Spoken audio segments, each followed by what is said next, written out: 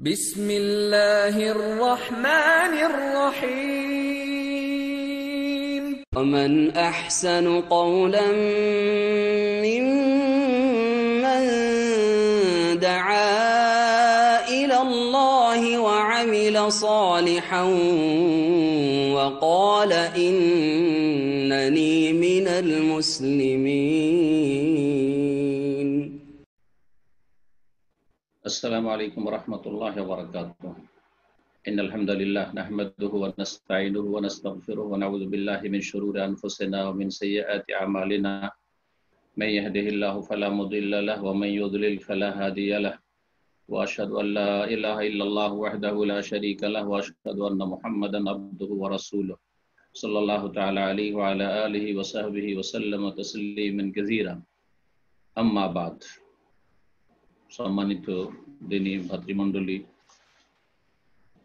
আল্লাহ রাব্বুল আলামিনের প্রশংসা এবং শেষ নবী প্রিয় নবী মুহাম্মদুর রাসূলুল্লাহ সাল্লাল্লাহু আলাইহি সাল্লামের উপর সালাতু সালামের পরে আজকে ধারাবাহিক আলোচনার পর্ব নম্বর ৮ নাজাতপ্রাপ্ত দলের আকীদা বিষয় নিয়ে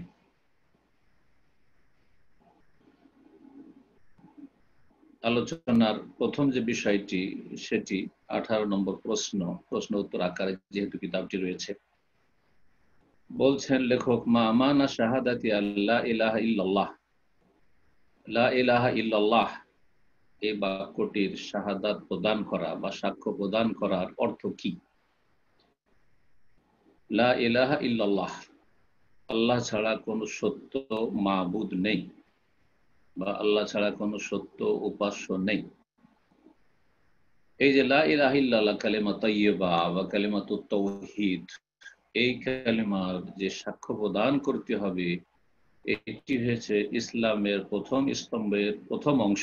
লা ইলাহা ইল্লাল্লাহ শাহাদাত প্রদান করা এবং মুহাম্মাদুর রাসূলুল্লাহ এই দুটো বাক্যের সাক্ষ্য প্রদান করা যা গত আলোচনাগুলিতে এসেছে।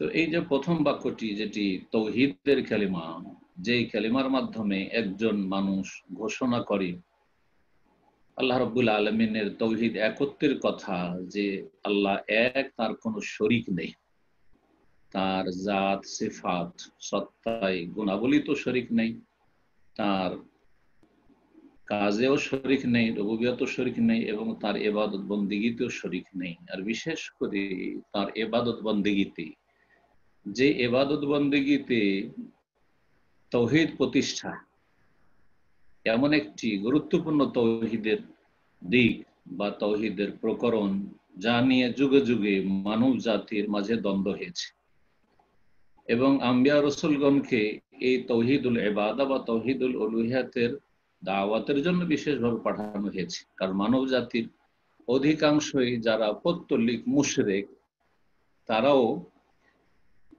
আল্লাহর নাম বা গুণাবলী, আল্লাহ রাব্বুল আলামিনের রুবুবিয়ত, আল্লাহ রাব্বুল আলামিনের কাজ, এগুলি তারা মানত। আল্লাহ সৃষ্টিকর্তা, আল্লাহ মালিক, এসব মানত।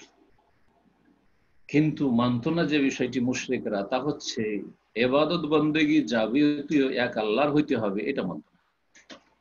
তারা বলতো আল্লাহ রাব্বুল আলামিন পর্যন্ত পৌঁছার জন্য অন্যেরও ইবাদত বন্দেগী উপাসনা হবে। এখানে ছিল মূলত যুগে যুগে আম্বিয়া রাসূলগণের সাথে তাদের জাতিদের দ্বন্দ্ব, যার কারণে মানব জাতি দুই ভাগে ভাগ হয়েছে, কাফের আর মুমিন মুসলিম।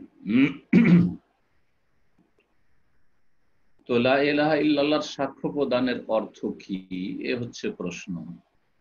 উত্তর শুনুন। বলছেন আল জবাব, মানাহা নাফিউ ইস্তিহকাকিল ইবাদা আন কুল্লি মা সিওয়াল্লাহি তাআলা। এই লা ইলাহা ইল্লাল্লাহর সাক্ষ্য প্রদানের অর্থ হচ্ছে যে মহান আল্লাহ ছাড়া যা কিছুই পৃথিবীতে রয়েছে এবং যে কেউ রয়েছে সব কিছু থেকে ইবাদতের অধিকার এর হকদার হওয়া কে না করা, অস্বীকার করা। অর্থাৎ আল্লাহ রাব্বুল আলামিন ছাড়া পৃথিবীতে যা কিছু রয়েছে তা আল্লাহর সৃষ্টি। এই জগতের আলম সবকিছু সৃষ্টি, আর আল্লাহ রাব্বুল আলামিনের সৃষ্টির কোনো কিছুই সামান্যতম ইবাদতের অধিকার রাখে না, হক রাখে না। এ কথা মেনে না অন্তর থেকে এবং এ কথার সাক্ষ্য প্রদান করা, এ হচ্ছে লা ইলাহা ইল্লাল্লাহ সাক্ষ্য প্রদান করা। সুতরাং যেই ব্যক্তি বলল যে লা ইলাহা ইল্লাল্লাহ, সেই ব্যক্তি যেন ঘোষণা করল যে ইবাদতের হকদার একমাত্র মহান আল্লাহ রাব্বুল আলামিন, যিনি খালিক, যিনি রাজিক, যিনি মালিক, যিনি হায়াত মওতের মালিক, যিনি আসমান জমিনের মালিক, সবকিছুর মালিক আল্লাহ রাব্বুল আলামিন।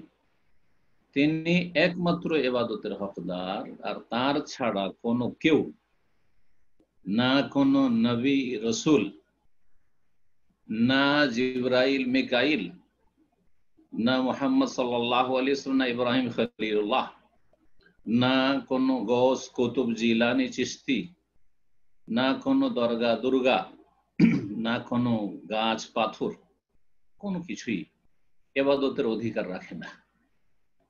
যদি কেউ ইবাদত দেয় আল্লাহ ছাড়া কাউকে, তাহলে আল্লাহ রাব্বুল আলামিন হক হরণ করে কেড়ে নিয়ে তাকে দিয়ে দিল।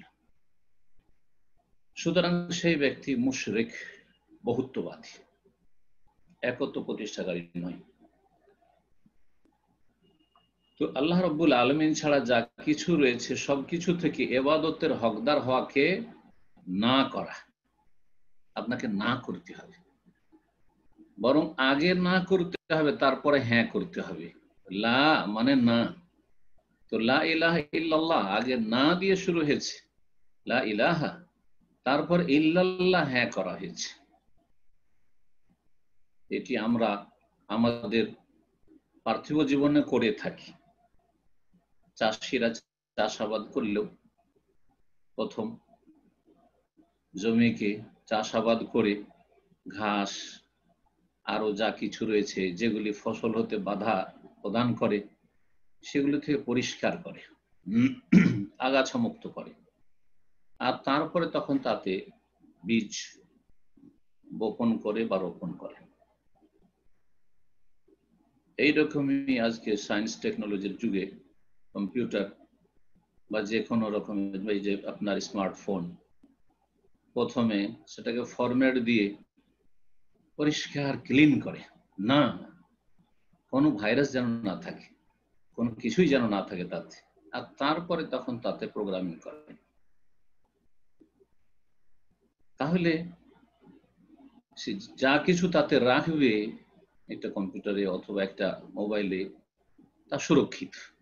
ঠিকই তেমনি একজন মানুষের মগজ সমস্ত রকমের শিরক কুফরি থেকে মুক্ত করতে হবে, ক্লিন, পরিষ্কার করতে হবে, লা ইলাহা, যাতে করে তারপরে যা কিছু রাখবেন তাওহীদ থেকে শুরু করে 5 ওয়াক্ত সালাত, অন্যান্য যাবতীয় ইবাদত বন্দেগী, আর যে কোনো নেকির কাজ, যে কোনো কিছু, যে কোনো ভালো কাজ, আল্লাহর হকের ক্ষেত্রে হোক, মানুষের হকের ক্ষেত্রে হোক, পশু পাখির অধিকারের ক্ষেত্রে হোক, যা কিছু রাখবেন সবকিছু সুরক্ষিত থাকে। তাহলে এই নেকি সওয়াবগুলো হেফাজতে থাকবে, আর নাহলে সব নষ্ট হয়ে যাবে, সবকিছু ধ্বংস হয়ে যাবে। লাইন আশরাকতা লা ইয়াহবাতান্না আমালুক, শিরক করলে সব ধ্বংস।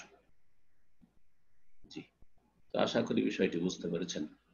এই জন্য আল্লাহ রাব্বুল আলামিন প্রথম লা দিয়ে শুরু করেছেন, আগে না করো, আগে বাতিলকে না করো, আগে মিথ্যাকে না করো, জি, আগে অন্যায়কে না করো, আগে পাপকে না করো, আগে শিরকে না করো, কুফরিকে না করো, মুনাফিকিকে না করো, যাবতীয় পাপাচারকে না করো, তারপরে ভালো কাজ, হ্যাঁ এখন ইল্লাল্লাহ ভালো কাজ করো, আকীদা, সহি আকীদা, বিশুদ্ধ ইবাদত, আর ভালো আখলাক চরিত্র, মানুষের সাথে আদান প্রদান লেনদেন ভালো, এটা পরে, কিন্তু আগে না করতে হবে। জি,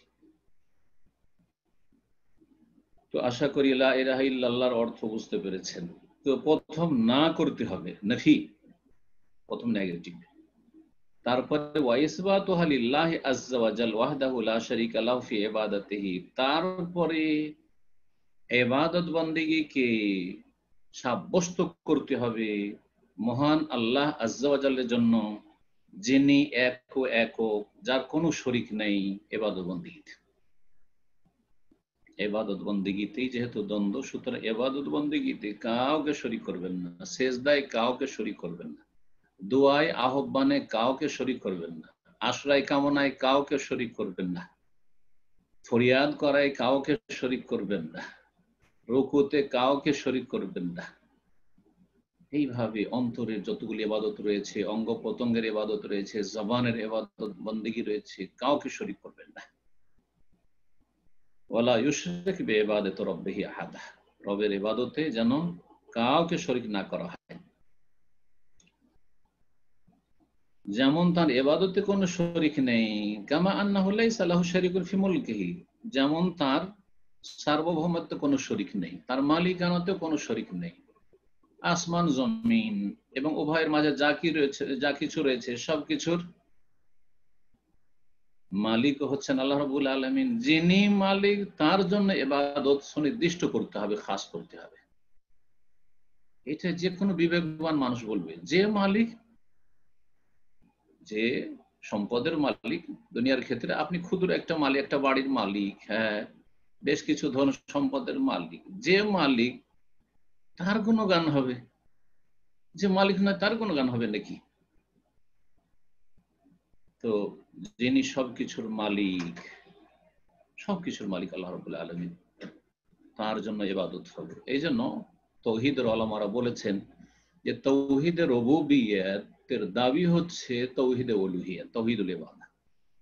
অর্থাৎ আল্লাহ রাব্বুল আলামিন যখন সব কাজগুলি করেন, এটা হচ্ছে তৌহিদের রুবুবিয়্যত, সব কাজ আল্লাহর। আলা লাহুল খালকু ওয়াল আমরু, যখন সব কাজ আল্লাহর, তো আদেশ নিষেধও চলবে আল্লাহর, ইবাদত বন্দেগী হবে আল্লাহর, গণগান প্রশংসা হবে আল্লাহর। এই হচ্ছে তৌহিদের রুবুবিয়্যত, আবশ্যক তৌহিদুল ইবাদাকে বা তৌহিদুল উলুহিয়াকে। মহান আল্লাহ ইরশাদ করেছেন সূরা হজের আয়াত নম্বর 62-তে, যালিকা বিআন্নাল্লাহা হুয়াল হক। শুনে রাখো, যে কথা হচ্ছে এই যে আল্লাহ হচ্ছেন সত্য।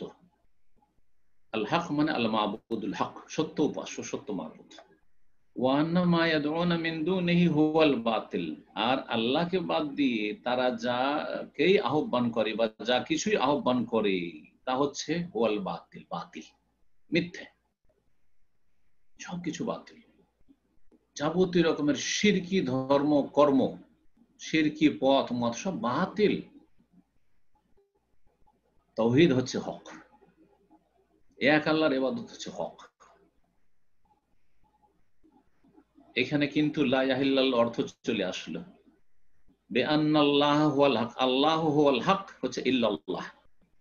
আর মা ইয়াদুনা মিন দুনিহি, আল্লাহকে বাদ দিয়ে যাদেরকে ডাকা হচ্ছে, যা কিছুকে ডাকা হচ্ছে তা হচ্ছে বাতিল। এটা হচ্ছে লা ইলাহা, অন্যরা নেই, বাতিল।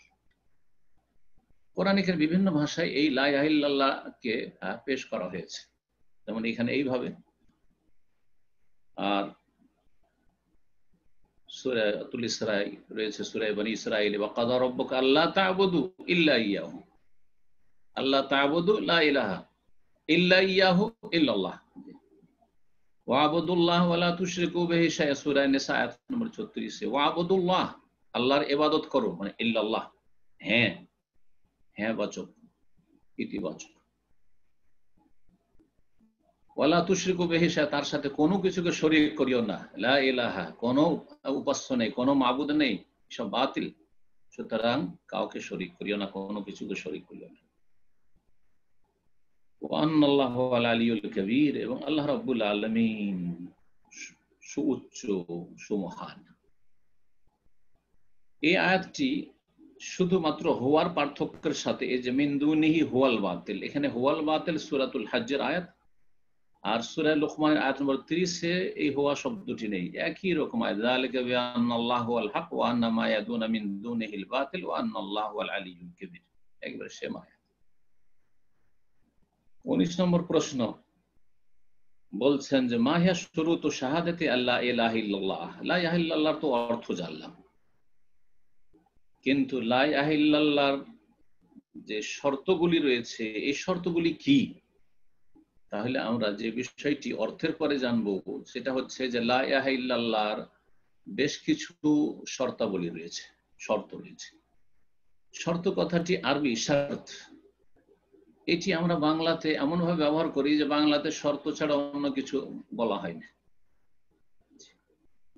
আমার একটা আপনার সাথে শর্ত রয়েছে বলে থাকি, আমি তাদের সাথে বেশ কিছু শর্ত লাগিয়েছি। যে শর্ত বলছে, এই শুরুত শর্তের বহুবচন হচ্ছে শুরুত। এই লা ইলাহা ইল্লাল্লাহর যে সাক্ষ্য প্রদান করব, আশহাদু আল্লা ইলাহা ইল্লাল্লাহ, এর কিছু শর্ত আছে কি না? বলছে হ্যাঁ আছে। ঠিক আছে, তো কি কি শর্ত? 7টি শর্ত এখানে উল্লেখ করেছেন। এটি হবে আজকের দাস। 7টি শর্ত। শর্ত মানে আশা করি বুঝেন। শর্ত মানে এমন বেশ কিছু বিষয় সেখানে আরোপ করা বা বিষয়গুলি সেখানে পেশ করা, যে শর্তগুলি পাওয়া গেলে যার জন্য শর্ত লাগা হয়েছে সেটা পাওয়া যেতে পারে, নাও যেতে পারে। এটা হচ্ছে শর্তের সংজ্ঞা। আর শর্তের কোনো একটি যদি না পাওয়া যায়, তাহলে যেই বিষয়ের জন্য শর্ত লাগানো সেটা কিন্তু বিদ্যমান হবে না, সেটা পাওয়া যাবে না। যেমন উদাহরণ দিই, হজের জন্য বেশ কিছু শর্ত রয়েছে। হজের জন্য প্রথম শর্ত হচ্ছে, যেহেতু হজের মৌসুম, প্রথম শর্ত হচ্ছে মুসলিম হইতে হবে। দ্বিতীয় শর্ত হচ্ছে যে সুস্থ মস্তিষ্ক সম্পন্ন হইতে হবে, পাগল যেন না হয়, তাহলে মুসলিম হওয়া শর্ত। সুতরাং কেউ যদি কাফের হয়ে অমুসলিম হজ করে তো হজ হবে না। পাগল অবস্থায় কোনো পাগলকে নিয়ে এসে যদি আপনার এহরাম পরিয়ে হজ করিয়ে দেন তো হজ হবে না। হজের আরেকটি শর্ত হচ্ছে যে সাবালক হইতে হবে, সেটা বিশুদ্ধতার শর্ত না, বা ফরজ, সেটা হচ্ছে আপনার বিশুদ্ধ নাবালকের হজ হয়ে যাবে, বিশুদ্ধতার শর্ত নাই, কিন্তু সেটি হচ্ছে ফরজ আদায়ের শর্ত। নাবালক অবস্থায় সাবালক হওয়া শর্ত। সাবালক অবস্থায় কেউ যদি একবার হজ করে নেয়, তাহলে 15 বছর বয়স হয়েছে, এই বছরই সাবালক হয়েছে, আর হজ করে নিল, 100 বছর বাঁচল, হজ ফরজ তার আদায় হয়ে গেছে, বাকি সব নফল।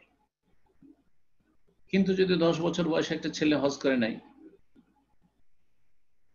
তাহলে তার হাজ্জাতুল ইসলাম, ইসলামের যে জীবনে একটি হজ ফরজ, তার আদায় হয়নি। তাহলে বালেগ সাবালক হওয়া এইরকম শর্ত। ইস্তিতা, সামর্থ্যবান হওয়া শর্ত।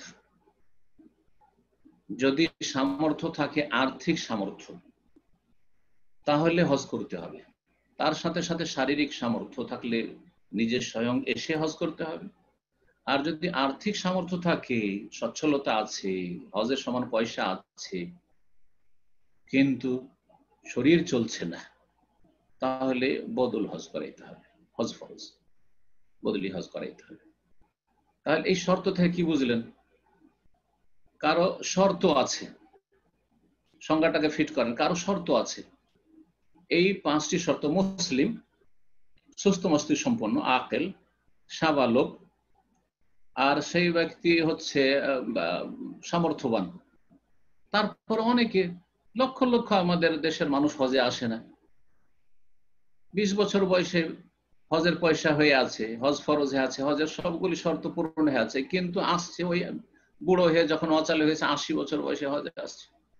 তাহলে এতদিন যে হজ যে পাওয়া গেল না তার জীবনে, তাহলে বোঝা গেল যে শর্ত পাওয়া গেলে আবশ্যক নয়, যার জন্য শর্ত লাগে সেটা পাওয়া যাবে, পাওয়া যেতে পারে, ও করতে পারবে, কিন্তু হয়তো করলো না, সেই জন্য হইল না। কিন্তু এই শর্ত যদি না থাকে, একটি শর্ত নাই, সে মুসলিমে নয়, সব আছে, পয়সাও আছে হজ করার, সাবালক, সুস্থ মস্তিষ্ক সম্পন্ন, সামর্থ্যবান, কিন্তু অমুসলিম, তাহলে হজ হবে না। জি, তাহলে আশা করি বুঝতে পেরেছেন, লা ইলাহা ইল্লাল্লাহর 7টি শর্ত রয়েছে। সুতরাং লা ইলাহা ইল্লাল্লাহ সম্পর্কে মনে রাখেন, শুধু পড়ে নিলে হবে না, শুধু জপলে হবে না, জিকির করলে হবে না। লা ইলাহা ইল্লাল্লাহর যে 7টি শর্ত রয়েছে, এই শর্তগুলি বিদ্যমান যদি থাকে, আর তারপরে শাহাদাত প্রদান করে অন্তরে বিশ্বাস নিয়ে, তাহলে এ লা ইলাহা ইল্লাল্লাহ কাজে আসবে, না হলে লা ইলাহা ইল্লাল্লাহ কোনো কাজে আসবে না। আশা করি বিষয়টি স্পষ্ট। বলছেন তাই যে লা ইলাহা ইল্লাল্লাহর সাক্ষ্য প্রদানের শর্তগুলি কি? আল্লাতী লা তানফাউ কাইলাহা, যেই শর্তগুলি ছাড়া ইল্লা বিজতিমাইহা ফিহি, এই শর্তগুলি যদি একত্রিত না পাওয়া যায় তাহলে এই লা ইলাহা ইল্লাল্লাহ যেই ব্যক্তি বলবে তার কোনো কাজে আসবে না লা ইলাহা ইল্লাল্লাহ। একজন খ্রিস্টানকে বন্ধু মানুষ, তাকে মানিয়ে নিলেন যে তুমি লা ইলাহা ইল্লাল্লাহ বলো, বা ওকে খুব ভালো লাগছে লা ইলাহা ইল্লাল্লাহ বাক্যটি খুব পছন্দ, আর আপনার চাইতে বেশি আমার চাইতে বেশি লা ইলাহা ইল্লাল্লাহ জপছে, কিন্তু লা ইলাহা ইল্লাল্লাহ অর্থ বুঝে না। সুতরাং এতে কি আছে তা বিশ্বাস অবিশ্বাসের প্রশ্নই উঠে না। লা ইলাহা ইল্লাল্লাহকে সাদরে গ্রহণও করেনি, লা ইলাহা ইল্লাল্লাহর সামনে সে শির নত করেনি, লা ইলাহা ইল্লাল্লাহ সে সততার সাথে বলেনি, অন্তরে লা ইলাহা ইল্লাল্লাহ নিষ্ঠার সাথে বলেনি, লা ইলাহা ইল্লাল্লাহ এবং লা ইলাহা ইল্লাল্লাহর অনুসারীদের যে ভালোবাসার বিষয়টি তার খেয়ালেই নেই। সেটি লা ইলাহা ইল্লাল্লাহ হচ্ছে সত্য এবং মিথ্যার মাপকাঠি, সেটাও বুঝে না। শুধু তাকে কালিমা পড়িয়ে নিলেন, কোনো কাজে আসবে? কোনো কাজে আসবে না লা ইলাহা ইল্লাল্লাহ। অধিকাংশ মুসলিমরা বড়ই দুঃখের বিষয় যে লা ইলাহা ইল্লাল্লাহ অর্থই জানে না। আবার কিছু লোক যারা জানে তারা তাদের সিংহভাগ ভুল অর্থ জানে। আল্লাহ ছাড়া কোনো কেউ নেই, কোনো মালিক নেই। আর এলাহ মানে মালিক না, এলাহ মানে মাবুদ। হ্যাঁ, সার্বভৌমত্বের অধিকারী না। আরে ওর মানে সার্বভৌমত্বের অধিকারী নয়, মাবুদ, ইবাদত। এখানে তাওহীদুল ইবাদা প্রতিষ্ঠা হচ্ছে উদ্দেশ্য। কিছুতে কিছু হয় না, যা কিছু হয় তার পক্ষ থেকে হয়, এই ধরনের কথা যারা বলে থাকে আমাদের তাবলীগী ভাইয়েরা, কিন্তু লা ইলাহার অর্থ নয় লা ইলাহা ইল্লাল্লাহ। আর এই 7টি শর্ত পূরণ করতে হবে, তাহলে তারপরে লা ইলাহা ইল্লাল্লাহ শর্ত পূরণ করে যদি বলেন, আপনি শাহাদাত দেন, সাক্ষ্য প্রদান করেন, তাহলে কাজে আসবে। এখন শর্তগুলি দেখুন, বলছেন শুরুতু হাসাবা, লা ইলাহা ইল্লাল্লাহ শর্ত হচ্ছে 7টি। প্রথম শর্ত আল-আউয়াল আল ইলমু বিমানাহা নাফিয়ান ওয়া ইসবাতান, লা ইলাহা ইল্লাল্লাহর অর্থ সম্পর্কে জ্ঞান অর্জন করা, এর সঠিক অর্থটা জানতে হবে। নাফিয়ান ওয়া ইসবাতান, নেতিবাচক আর ইতিবাচক, নেগেটিভ এবং পজিটিভ দুটোই জানতে হবে। তাতে দুটো দিক রয়েছে, লা ইলাহা নেগেটিভ রয়েছে আর ইল্লাল্লাহ পজিটিভ, দুটোই জানতে হবে আপনাকে, অর্থ জানতে হবে। তাহলে অর্থ জানা ছাড়া কেউ যদি রাত দিন জপতে থাকে তসবিহ নিয়ে লা ইলাহা ইল্লাল্লাহ লা ইলাহা ইল্লাল্লাহ লা ইলাহা ইল্লাল্লাহ, কোনো কাজে আসবে না। এর অর্থ সম্পর্কে ইলম হাসিল করতে হবে, জ্ঞান অর্জন করতে হবে। 2 নম্বর শর্ত ইস্তিকানুল কলবে বিহা, অন্তরের ইয়াকিন। খুব সহজ ভাষায় আল ইয়াকিন, প্রথমটি হচ্ছে ইলম আর দ্বিতীয় হচ্ছে ইয়াকিন, দৃঢ় প্রত্যয়। আপনার দৃঢ় বিশ্বাসী হইতে হবে। যেমন এখন বিশ্বাস করছি রাত, সারা দুনিয়া যদি আমাকে বলে এখন দিন, আমি বিশ্বাস করব না। সৌদি আরবে, আপনাদের ওখানে যারা আমেরিকা থেকে সিংহ ভাই ভাই বোনে রয়েছেন, দিন চলছে, আপনাদের যদি সারা দুনিয়া বলে যে এখন রাত, তো বিশ্বাস করবেন? মোটেই না। সারা দুনিয়া একদিকে হয়ে গেলে বিশ্বাস করবেন? ঠিক তেমনই লা ইলাহা ইল্লাল্লাহ বলছেন এমনই ইয়াকিনের সাথে যে আল্লাহ হচ্ছেন মাবুদে হক আর বাকিগুলি বাতিল। এ কথা দিন রাত যেমন স্পষ্ট আমি দেখতে পাচ্ছি, সারা দুনিয়া আমার বিপরীত বললে বিশ্বাস করবো না, ঠিক ওই রকম। তৃতীয় শর্ত হচ্ছে আল ইনকিয়াদু লাহা যাহিরান ওয়া বাতিনান, বাহ্যিক এবং আভ্যন্তরীণ ভাবে এই লা ইলাহা ইল্লাল্লাহর অনুগত হওয়া। ইনকিয়াদ মানে হচ্ছে অনুগত হওয়া, মেনে নেওয়া। লা ইলাহা ইল্লাল্লাহকে আপনি সাদরে মেনে নেবেন, আপনি অনুগত হয়ে যাওয়া, মাথা ঝুঁকিয়ে দেওয়া লা ইলাহা ইল্লাল্লাহর সামনে, যে আল্লাহ ছাড়া কোনো সত্য মাবুদ নেই, এ কথা আমি শির নত করে মেনে নিচ্ছি। প্রত্যেকটার কিন্তু বিপরীত অর্থ আছে। এই বিপরীত অর্থগুলি সাথে সাথে বলে যায়। প্রথম শর্ত ছিল জ্ঞান অর্জন করা, জ্ঞান অর্জন করার বিপরীত হচ্ছে অজ্ঞতা। সুতরাং লা ইলাহা ইল্লাল্লাহর অর্থ সম্পর্কেও যদি অজ্ঞ হয়, তাহলে এই লা ইলাহা ইল্লাল্লাহ কালিমা কোনো কাজে আসবে না। মূর্খের কোনো কাজে আসবে না যে লা ইলাহা ইল্লাল্লাহ তর্জমাই জানে না সঠিক। দ্বিতীয় হচ্ছে ইয়াকিন, দৃঢ় প্রত্যয়। ইয়াকিন মানে দৃঢ় বিশ্বাস, এর বিপরীত হচ্ছে শাক, সন্দেহ। সুতরাং কেউ যদি লা ইলাহা ইল্লাল্লাহ সম্পর্কে সন্দিহান হয় আর যদি বলতে থাকে, কোনো কাজে আসবে না।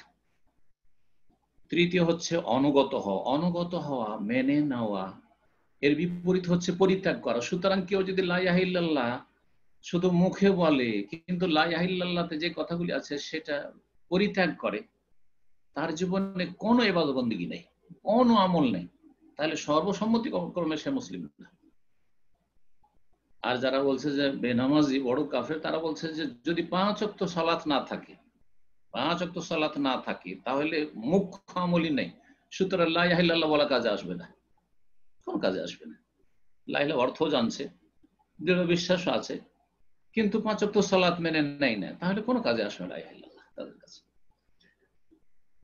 চতুর্থ শর্ত হচ্ছে আল কবুল লাহা, এই লা ইলাহা ইল্লাল্লাহকে সাদরে গ্রহণ করা, কবুল করে নেওয়া। এই কবুলের বিপরীত হচ্ছে রদ, রিজেক্ট করা।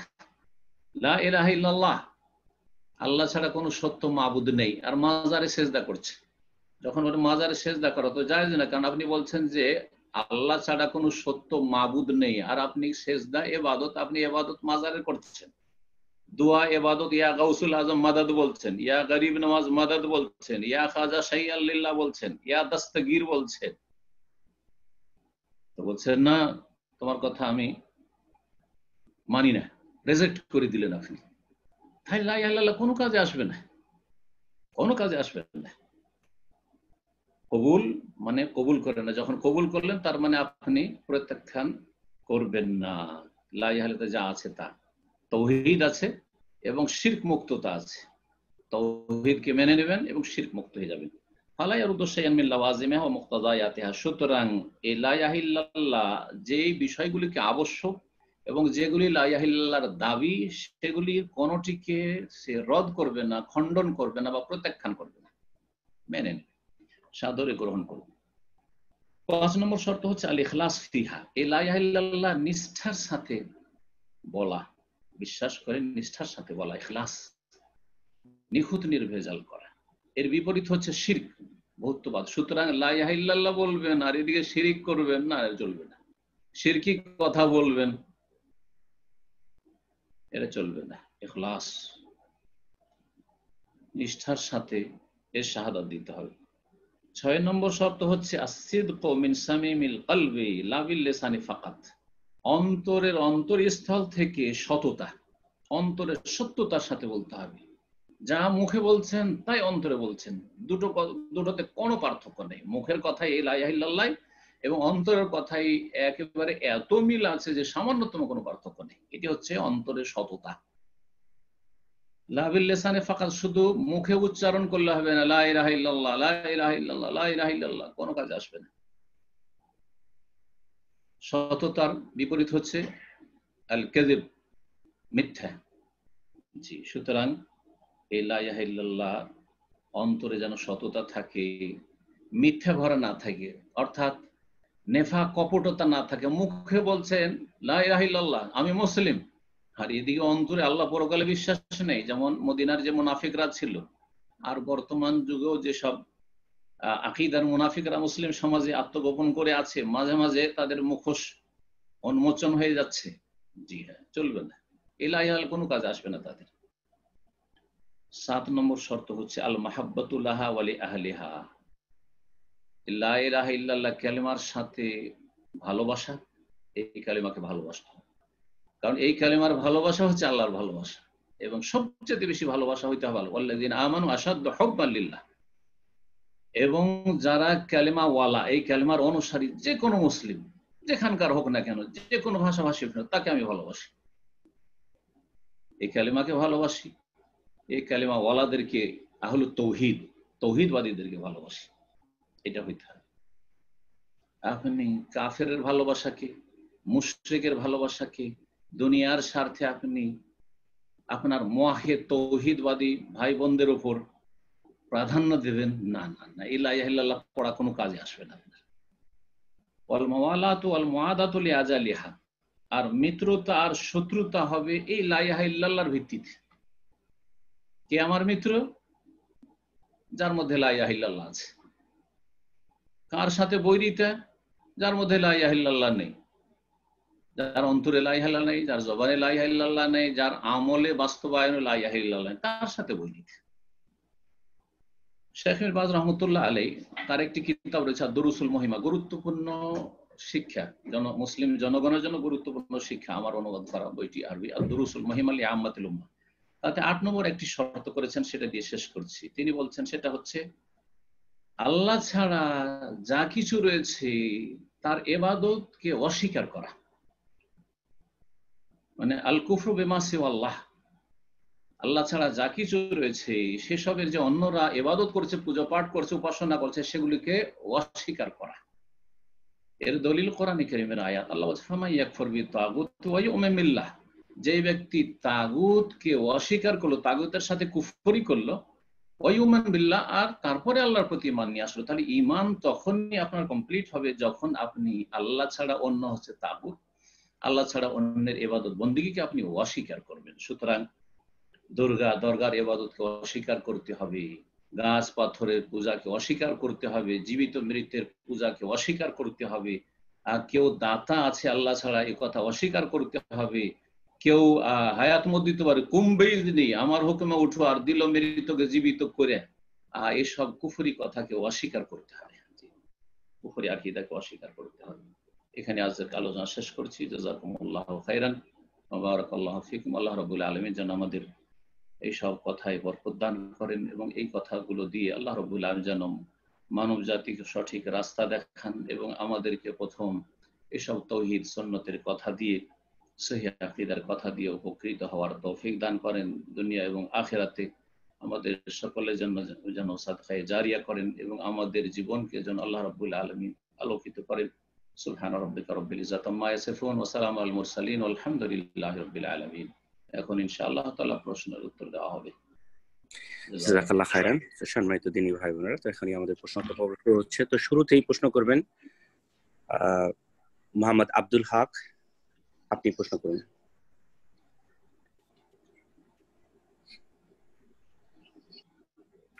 আসসালামু আলাইকুম ওয়া রাহমাতুল্লাহি ওয়া বারাকাতুহু। ওয়া আলাইকুম আসসালাম ওয়া রাহমাতুল্লাহি ওয়া বারাকাতুহু। শেখ কেমন আছেন? জি আলহামদুলিল্লাহ। আপনার প্রশ্নের আগে একটা কথা আমি বলে নেব নাকি, না প্রশ্নটা শুনে নেব? জি বলেন।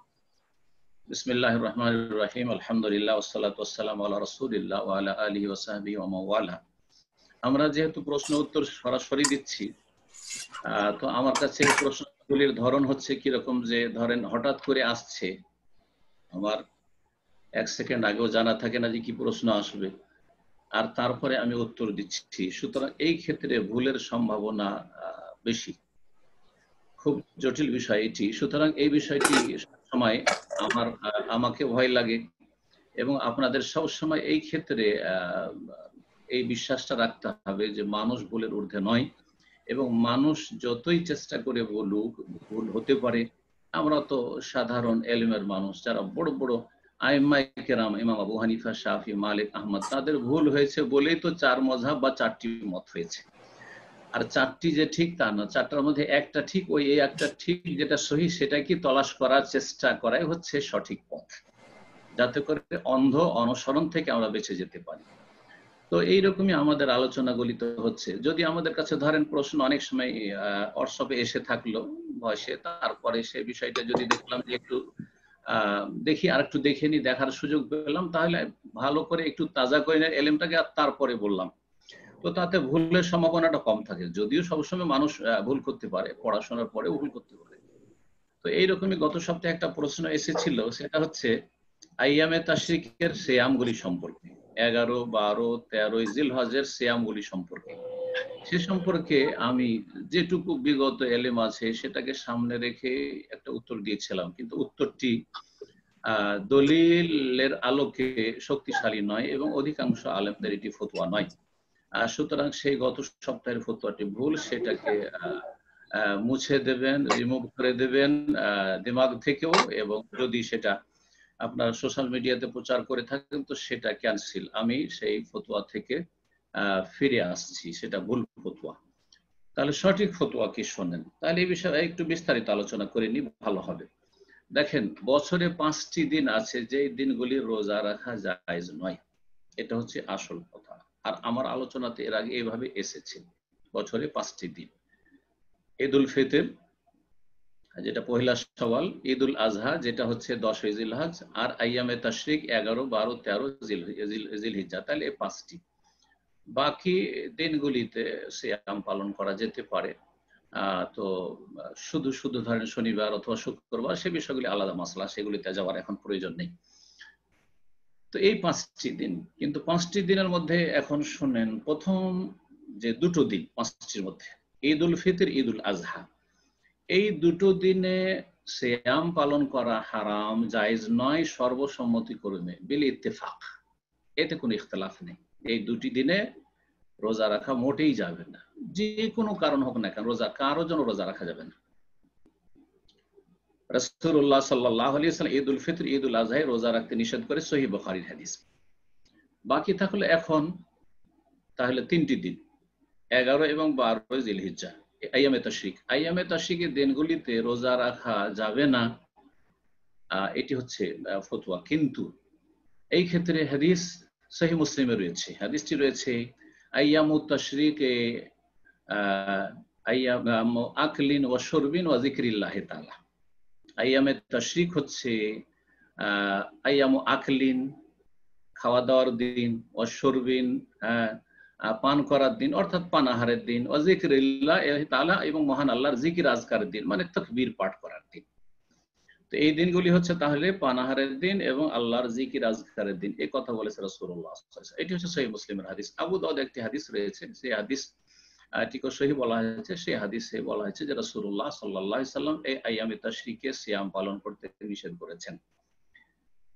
সহিহ বুখারীতে আরেকটি হাদিস রয়েছে আয়েশা রাদিয়াল্লাহু তাআলা আনহা থেকে এবং ইবনে ওমর রাদিয়াল্লাহু তাআলা আনহু থেকে, তাতে রয়েছে যে আইয়ামে তাশরিকে সিয়াম পালন করতে পারবে না, একমাত্র পারবে কে, যেই ব্যক্তি হজে তামাত্তু অথবা কিরান করলো, আর সেই ব্যক্তি কুরবানি দিতে পারলো না বা কুরবানির পশু, হাদির পশু পেল না, আর তাকে যে হজের অবস্থাতে 3টি সিয়াম পালন করতে হবে বাড়ি ফেরার আগে, আর বেশি সময়ও নাই, সে 13 তারিখের পরে ধরেন চলে যাবে দেশে। যারা এখানকার লোকাল হাজি 13 তারিখ 12 তারিখে চলে যায়, অনেকে 12 তারিখে সন্ধ্যাবেলা চলে যায়। তো এখন ওকে তো 3টি সিয়াম পালন করতে হবে। আল্লাহ রাব্বুল বলেছেন ফামান তামাত্তা বিল উমরাতি আল হাজি ফামাস্তাইসার মিনাল হাদি, যেই ব্যক্তি হজ উমরা, হজে তামাত্তু বা কিরান করবে, এই হজের সময় উমরাও করে নেবে, সেটা কিরানের মাধ্যমে অথবা তামাত্তুর মাধ্যমে, ফামাস্তাইসার মিনাল হাদি, যথাসাধ্য হাদি পেশ করবে, অর্থাৎ কুরবানি ফরজ ওয়াজিব হবে। ফামান লাম ইয়াজিদ, কেউ যদি কুরবানি করতে না পায় বা কুরবানির পশু না পায়, তাহলে কি করবে? তাহলে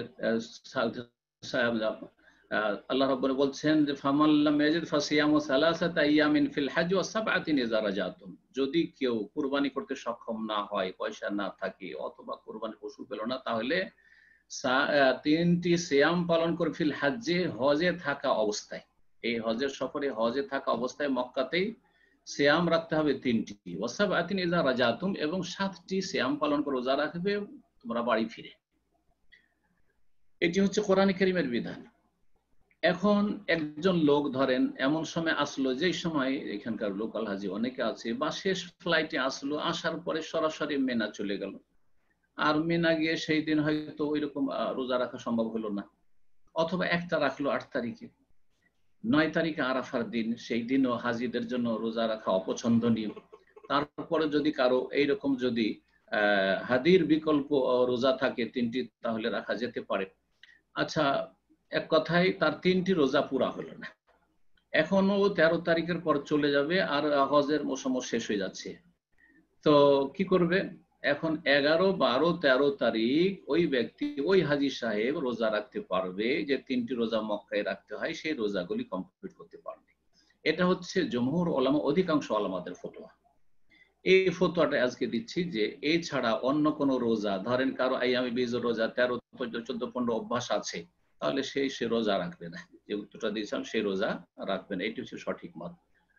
অথবা তার বৃহস্পতিবার আর সোমবার রোজা রাখা অভ্যাস, আর দেখা গেল যে 11, 12, 13 তারিখ বৃহস্পতিবার আর সোমবার পড়ছে, সুতরাং রোজা রাখবে না, যদিও তার আগের অভ্যাস আছে, এই আইয়ামে তাশরিকে রোজা রাখবে না। দ্বিতীয় মত হচ্ছে এই ক্ষেত্রে বিষয়টিতে ইখতিলাফ রয়েছে। ঈদ উল ফিতর, ঈদ উল আজহার দিনে কোনো ইখতিলাফ নেই, সর্বসম্মতিক্রমে হারাম, কিন্তু আইয়ামে তাশরিকের রোজা সম্পর্কে দ্বিতীয় মত হচ্ছে এই দিনগুলিতে রোজা রাখা হারাম নয়, মাকরুহ। মাকরুহ তো সেটি দুর্বল মত, সেজন্য সেই ফতোয়া দেওয়া যাবে না। আর যে ফতোয়াটি দিচ্ছি সংক্ষেপে এখন, সেটা হচ্ছে যে এই দিনগুলিতে আইয়ামে তাশরিকে হাজী সাহেব ছাড়া অন্য কেউ রোজা রাখতে পারবে না। আর এমন হাজী সাহেব যেই ব্যক্তি কোরবানি দিতে পারছেন না বা কোরবানি পাচ্ছে না সেই ব্যক্তি। জাযাকুমুল্লাহ খাইরান। আর তারপরে আব্দুল হক ভাই আপনার প্রশ্ন বলেন।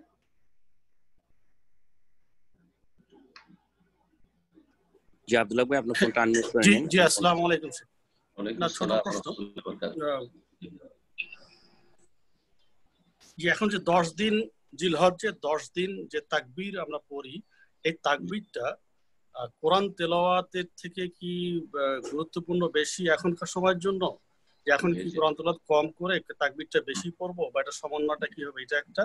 আর একটা হচ্ছে যে ওই মহিলাদের যে তাদের ফরজ রোজা, ফরজ সিয়াম যেটা বাদ গেছে, সেইটা যদি এই 10 দিন রাখে, যেটি বাদ গেছে 5 দিন বা 7 দিন বা 3 দিন, এই 10 দিনের মধ্যে যদি রাখে সেই ফরজ যে সিয়ামটা, সেইটা, তাহলে সেক্ষেত্রে কি সে রিওয়ার্ডের ক্ষেত্রে ডাবল রিওয়ার্ড পাবে, এটা এবং এটা দুইটাই পাবে? এটার একটু যদি বলতে। জাযাকাল্লাহ খাইর। প্রথম প্রশ্ন ছিল যে আপনার এই দিনগুলোতে আশরে জিলহিজ্জা, জিলহজ মাসের যে প্রথম 10 দিনের যে বড় ফজিলত, সারা বছরের সমস্ত দিনের উপর সবচেয়ে উৎকৃষ্ট দিন, তো এই দিনগুলির সবচাইতে বেশি নেক আমল কোরআন তেলাওয়াত হবে না জিকির আজকার হবে না দোয়া হবে, কোনটা এক নম্বরে আসবে? এই ক্ষেত্রে উলামায়ে কেরামগণ বলেছেন যে সবচাইতে উত্তম ইবাদত, নফল ইবাদত বন্দেগীর মধ্যে হচ্ছে কোরআন তেলাওয়াত। এই তিনটির মধ্যে 1 নম্বরে থাকবে কোরআন তেলাওয়াত, 2 নম্বরে জিকির আজকার, আর 3 নম্বরে হচ্ছে দোয়া। 3 নম্বরে হচ্ছে দোয়া। এটা হচ্ছে আসল। কেন একটু বলি হিকমতটা। কোরআনের তেলাওয়াত জিকির এবং দোয়ার তুলনায় বেশি উপকারী। কোরআনে যে ব্যক্তি তেলাওয়াত করে আসল হচ্ছে সে অর্থ বুঝে তেলাওয়াত করবে, এটা হচ্ছে আসল। কিন্তু সুতরাং যে ব্যক্তি কোরআনের তেলাওয়াত করলো সেই ব্যক্তি ইলম হাসিল করলো, সেই ব্যক্তি কোরআনের তেলাওয়াত যে এক একটি অক্ষরে 10 নেকির সওয়াবও পেল, আমলও করলো, এবং সেই ব্যক্তি যখন ইলম হাসিল করলো তখন এই ইলমটা অন্যকে দিয়ে উপকৃত করতে পারবে। সুতরাং এর লাভটা শুধু নিজের মধ্যে সীমিত না, অন্য পর্যন্ত এই লাভটা পৌঁছাবে, বহু মানুষ পর্যন্ত এই লাভটা পৌঁছাবে।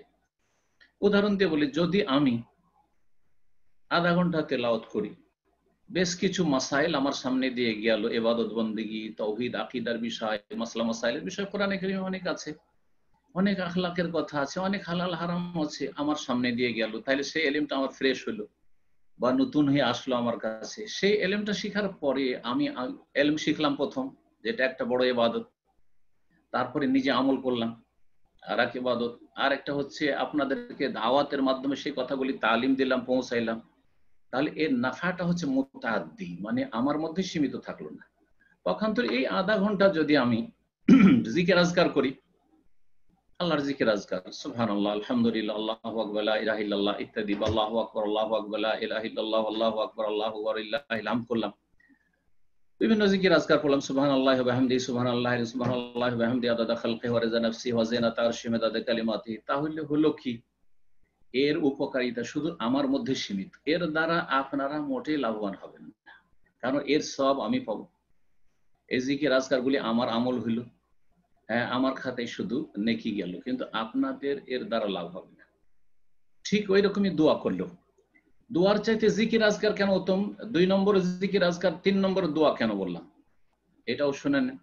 এই জন্য যে জিকির হচ্ছে নিঃস্বার্থভাবে আল্লাহর গুণগান পেশ করা, তাতে কিছু যাচ্চা করলেন না, চাইলেন না আপনি। দেখেন যতগুলি জিকির আজকার আছে, জিকির এই অর্থে যে জিকির, সেই অর্থে কিন্তু ব্যাপক অর্থে জিকির তো কোরআনে কারীমে সবচেয়ে উত্তম জিকির, ইন্না নাহনু নাযালনা যিকরা। কিন্তু যে জিকির আজকার আমাদের পরিভাষা, তাতে যে জিকির আজকার, সুবহানাল্লাহ, আলহামদুলিল্লাহ, যে সব আজকার রয়েছে, সকাল সন্ধ্যার জিকির আজকার, সালাতের পরে জিকির আজকার, এতে কিন্তু তেমন কিছু চাইলাম না, শুধু আল্লাহর গুণগান করলাম, গুণগান করলাম।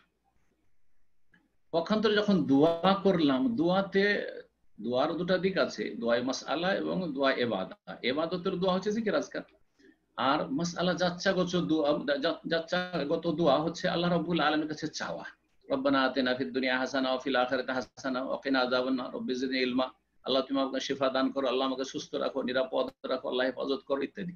তাহলে এতে আমি নিজের স্বার্থে কিছু চাইলাম।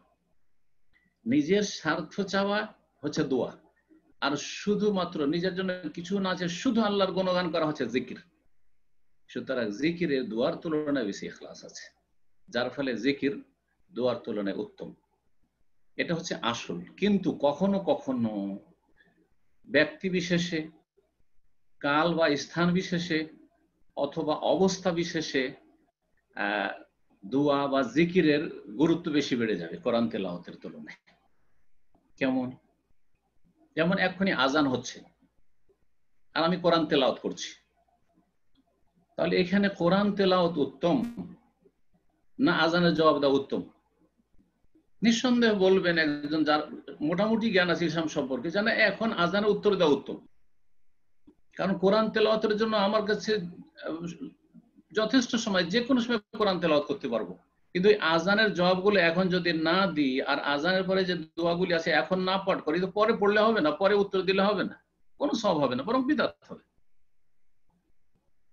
সীমিত সময়, এই সময় আজানের উত্তরগুলো দিতে হবে। এইরকম ফরজ সালাতের সালাম ফেরার পরে জিকির আজকার রয়েছে, সেখানে জিকির আজকারের জন্য এই সময়টা সীমিত। এই সময় যদি কোরআন তেলাওয়াত করতে লাগে না, কোরআন তেলাওয়াতের সারাদিন রাত 24 ঘন্টা কোরআন তেলাওয়াত করতে পারবেন, কিন্তু জিকির আজকার এই ফরজ সালাতের সাথে সম্পৃক্ত, ফরজ সালাতের পরেই করতে হবে। সুতরাং এই ক্ষেত্রে জিকির আজকার গুরুত্ব বেশি। কখনো কখনো দোয়ার গুরুত্ব বেশি হয়ে যাবে জিকিরের চাইতেও, কোরআন তেলাওয়াত চাইতে। কখন? এটা যখন দেখছেন যে আমি এই সময়টাই আমার অন্তরের অবস্থা, ব্যক্তি বিশেষে বললাম, আমার অন্তরের অবস্থা এমন যে এখন যদি দোয়া করি তো আমার খুশু বেশি আসবে, আমার অন্তর বেশি নরম হবে, আমার চোখে পানি আসবে, আমি আল্লাহর দিকে বেশি ঝাঁপাতে পারবো, আল্লাহ অভিমুখী হতে পারবো, আমার মধ্যে আমার অন্তরটা বেশি নরম হবে এবং আমার মধ্যে আখিরাতমুখী হওয়াটা বেশি আসবে। সুতরাং সেই সময় দোয়া উত্তম হতে পারে। তো বিভিন্ন পরিস্থিতিতে কখনো কখনো জিকির আজকার এবং দোয়া উত্তম হয়ে যাবে। এই সময়টায় জিলহজ মাসের এই 10 দিনে কোরআন তেলাওয়াত করা সবচেয়ে উত্তম হচ্ছে। কিছু সময় কোরআন তেলাওয়াত করেন, কিছু সময় জিকির আজকার করেন, কিছু সময় দোয়া করেন। কিন্তু কোন কোন জায়গায়, কোন কোন ক্ষেত্রে, ব্যক্তি বিশেষে, পরিবেশ বিশেষে, স্থান বিশেষে, সময় বিশেষে জিকিরের গুরুত্ব বেশি বেড়ে যাবে। কারণ এই সময় তাকবীরের গুরুত্ব এই জন্য বেশি যে তাকবীরের সুন্নতটি প্রায় উঠেই গেছে। রাস্তায় জোরে জোরে গান বাজনা বাজাচ্ছে ফাসেক পাপিষ্ঠরা, তাদেরকে লজ্জা লাগে না, কিন্তু আমাদের মতো দিনদার লোকদেরকে উচ্চ স্বরে তাকবীর পাঠ করতে লজ্জা লাগে। কারণ এই সুন্নত মৃত সুন্নত সেজন্য উঠে গেছে। আল্লাহু আকবার, আল্লাহু আকবার, লা ইলাহা ইল্লাল্লাহ, আল্লাহু আকবার, আল্লাহু আকবার, লিল্লাহিল হামদ। হাটে বাজারে রাস্তায় মসজিদে জোরে বলবেন, লজ্জা পাচ্ছেন। কেন লজ্জা পাচ্ছেন? কারণ এটি মৃত সুন্নাত, কেউ পালন করে না। লোক আপনাকে আজব মনে করবে, আরে কি বলছে রে, কি করছে রে। সুতরাং এই মৃত সুন্নাতকে জীবিত করা এই সময়ের দাবি হচ্ছে কোরআন তেলাওয়াতের এবং দোয়ার চাইতে বেশি গুরুত্বপূর্ণ।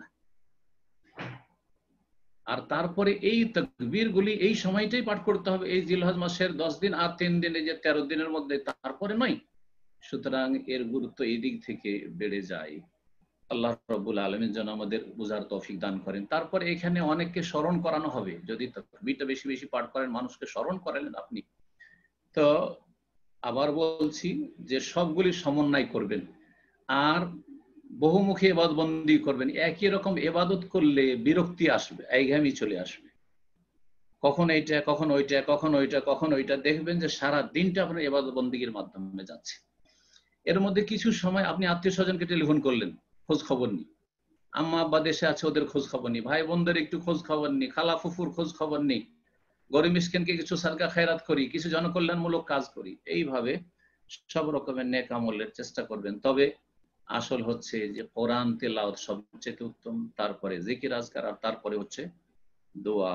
জাযাকুমুল্লাহ খাইরান। বারাকাল্লাহু ফিকুম। দ্বিতীয় প্রশ্নটা ছিল আপনার সিয়াম সম্পর্কিত।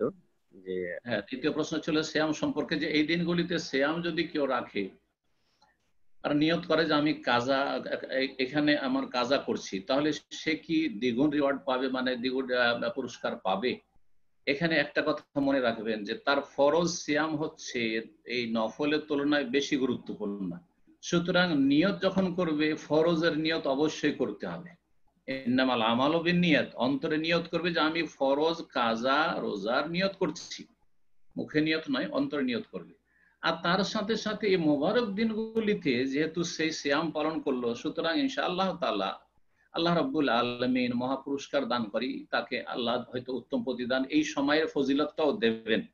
কিন্তু এর বিপরীত যদি করে যে আমি আরাফা বা রোজা রাখছি শুধু 9 তারিখে, এই নিয়ত করলো, কাজা রোজার নিয়ত করলো না, অথবা এই যে জিলহজ মাসের ফজিলতের দিনের আমি এই সুন্নত নফল রোজাগুলি রাখছি আর কাজার নিয়ত করলো না, তাহলে পরে যদি বলে যে না আমি তো ওই 9টা রোজা ওই সময় রেখেছি, কাজা আমার আদায় হয়ে গেছে, না হবে না, কারণ সে কাজার মোটেই নিয়ত করেনি। সুতরাং যদি কেউ এই সময়টাই কাজা করতে চান তাহলে প্রথম কাজার নিয়ত রাখবেন।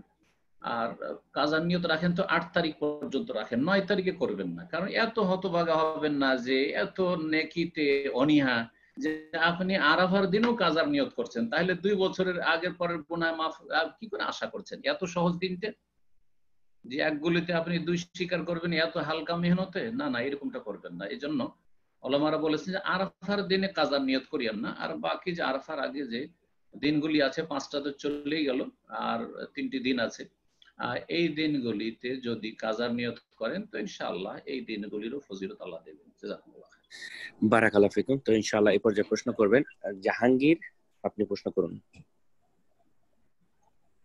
আসসালামু আলাইকুম ওয়া রাহমাতুল্লাহি ওয়া বারাকাতুহু। ওয়া আলাইকুম আসসালাম ওয়া রাহমাতুল্লাহি ওয়া বারাকাতুহু। মিশর থেকে বলতেছি। জি, আমার বলেন। আমার প্রশ্নটা ছিল যে আমরা সূরা বাকারা আপনার দিন পড়ার চেষ্টা করতেছি আর কি। তো এটা যদি ভাগ করে পড়ি, আমার 2 ছেলে 2 জুজ পড়লো, আমি আধা জুজ পড়লাম, বা এরকম যদি, তাহলে কি এটা হবে কিনা? সূরা বাকারা কি করতে চাইছেন? প্রতিদিন আমরা পড়ি আর কি, আপনার শয়তানের বাড়িতে জি বাসায়, জি। তো এটা যদি ভাগ কমপ্লিট করে পড়ি আর কি, তাহলে হবে কিনা? আর আরেকটা প্রশ্ন ছিল যে উত্তরটা দিইনি, ভাগ করে পড়লে হবে, কিন্তু একসাথে পড়ার নিয়মটা আদবটা এরকম না যে একই মজলিসে 3 জন পড়ছেন আর কেউ কারো শুনছেন না, এটা কোরআন তেলাওয়াতের আদব নয়। কারণ কোরআন তেলাওয়াতের আদবে আল্লাহ বলেছেন ওয়াইজা কুরিয়াল কুরআন ফাসতামিউ লাহু ওয়া আনসিতু লাআল্লাকুম তুরহামুন, যখন কোরআন তেলাওয়াত হবে তখন তোমরা মনোযোগী হয়ে শোনো এবং নীরব থাকো, তাহলে একজন পড়বে আর বাকিরা শুনবে। আর যদি 3 জন ভাগ করে পড়তে চায়, 3 রুমে পড়েন, 3 কক্ষে পড়েন, তাহলে ঠিক আছে। এইভাবে যে পড়ার আমার দেশে যে বক্সানো নেওয়ার তরিকাটা, 5 জন 7 জন হাফেজ এসে ভাগ করে নিল, বা 10 জন হাফেজ এসে ভাগ করে 3 পারা করে, আর তারপরে পড়ছে আর হই হই হই হই করে সব, কেউ কারো শুনছেন না, হট্টগোল, এটা কোরআনের আদবের খেলাফ এবং কোরআনের ইহতিরাম সম্মানের খেলাফ। যে আমরা 3 পড়ি আর কি। আর হচ্ছে যে ছোট বাচ্চারা যদি রব্বানা হাবলানা মিন আজওয়াজিনা ওয়া যুররিয়াতিনা কুররাতা আয়ুন এই দোয়াটা যদি পড়েন, তো এটা কি ছোট বাচ্চাদের পড়া কি জায়েজ আছে কিনা? মানে এটা তাদের তো এটা কিভাবে মানে দোয়াটার ছোট বাচ্চা যদি এমন দোয়া করে যে রব্বানা হাব লানা মিন আজওয়াজিনা ওয়া যুররিয়াতিনা কুররাতা আয়ুন, আল্লাহ আমাদেরকে দান করো, আমাদের স্ত্রী বা আমাদের স্বামী, যুররিয়াতিনা আমাদের সন্তানাদি, কুররাত এমন যাতে আমাদের নয়ন ঠান্ডা হয়, চক্ষু জোড়ায়, এই দোয়া যদি করে তো এটা ঠিক হবে কিনা? সংশয় কেন হইলো আপনার? কেন যে এই সময় যেহেতু ওই বয়সে আসেনি সেই জন্য, অথবা বিবাহ করেনি সেই জন্য? আরে ভাই, বেতে পারে মা এখন, আরবিতে একটা কথা আছে অনেক মাসাইলের ক্ষেত্রে, আগামীতে তো হবে, প্রত্যেক ব্যক্তি তো আশা রাখছে যে আগামীতে তার আগামী প্রজন্ম হবে, বিবাহ হবে, ছেলে মেয়ে হবে, সে বিবাহিত হোক আর নাই হোক, আর নাবালক হোক আর সাবালক, সবাই দোয়া করতে পারে, সবাই দোয়া করতে, কোনো অসুবিধা নেই। কেন তার মনের আশা নাই যে আমি একসময় বড় হবো ইনশাল্লাহ,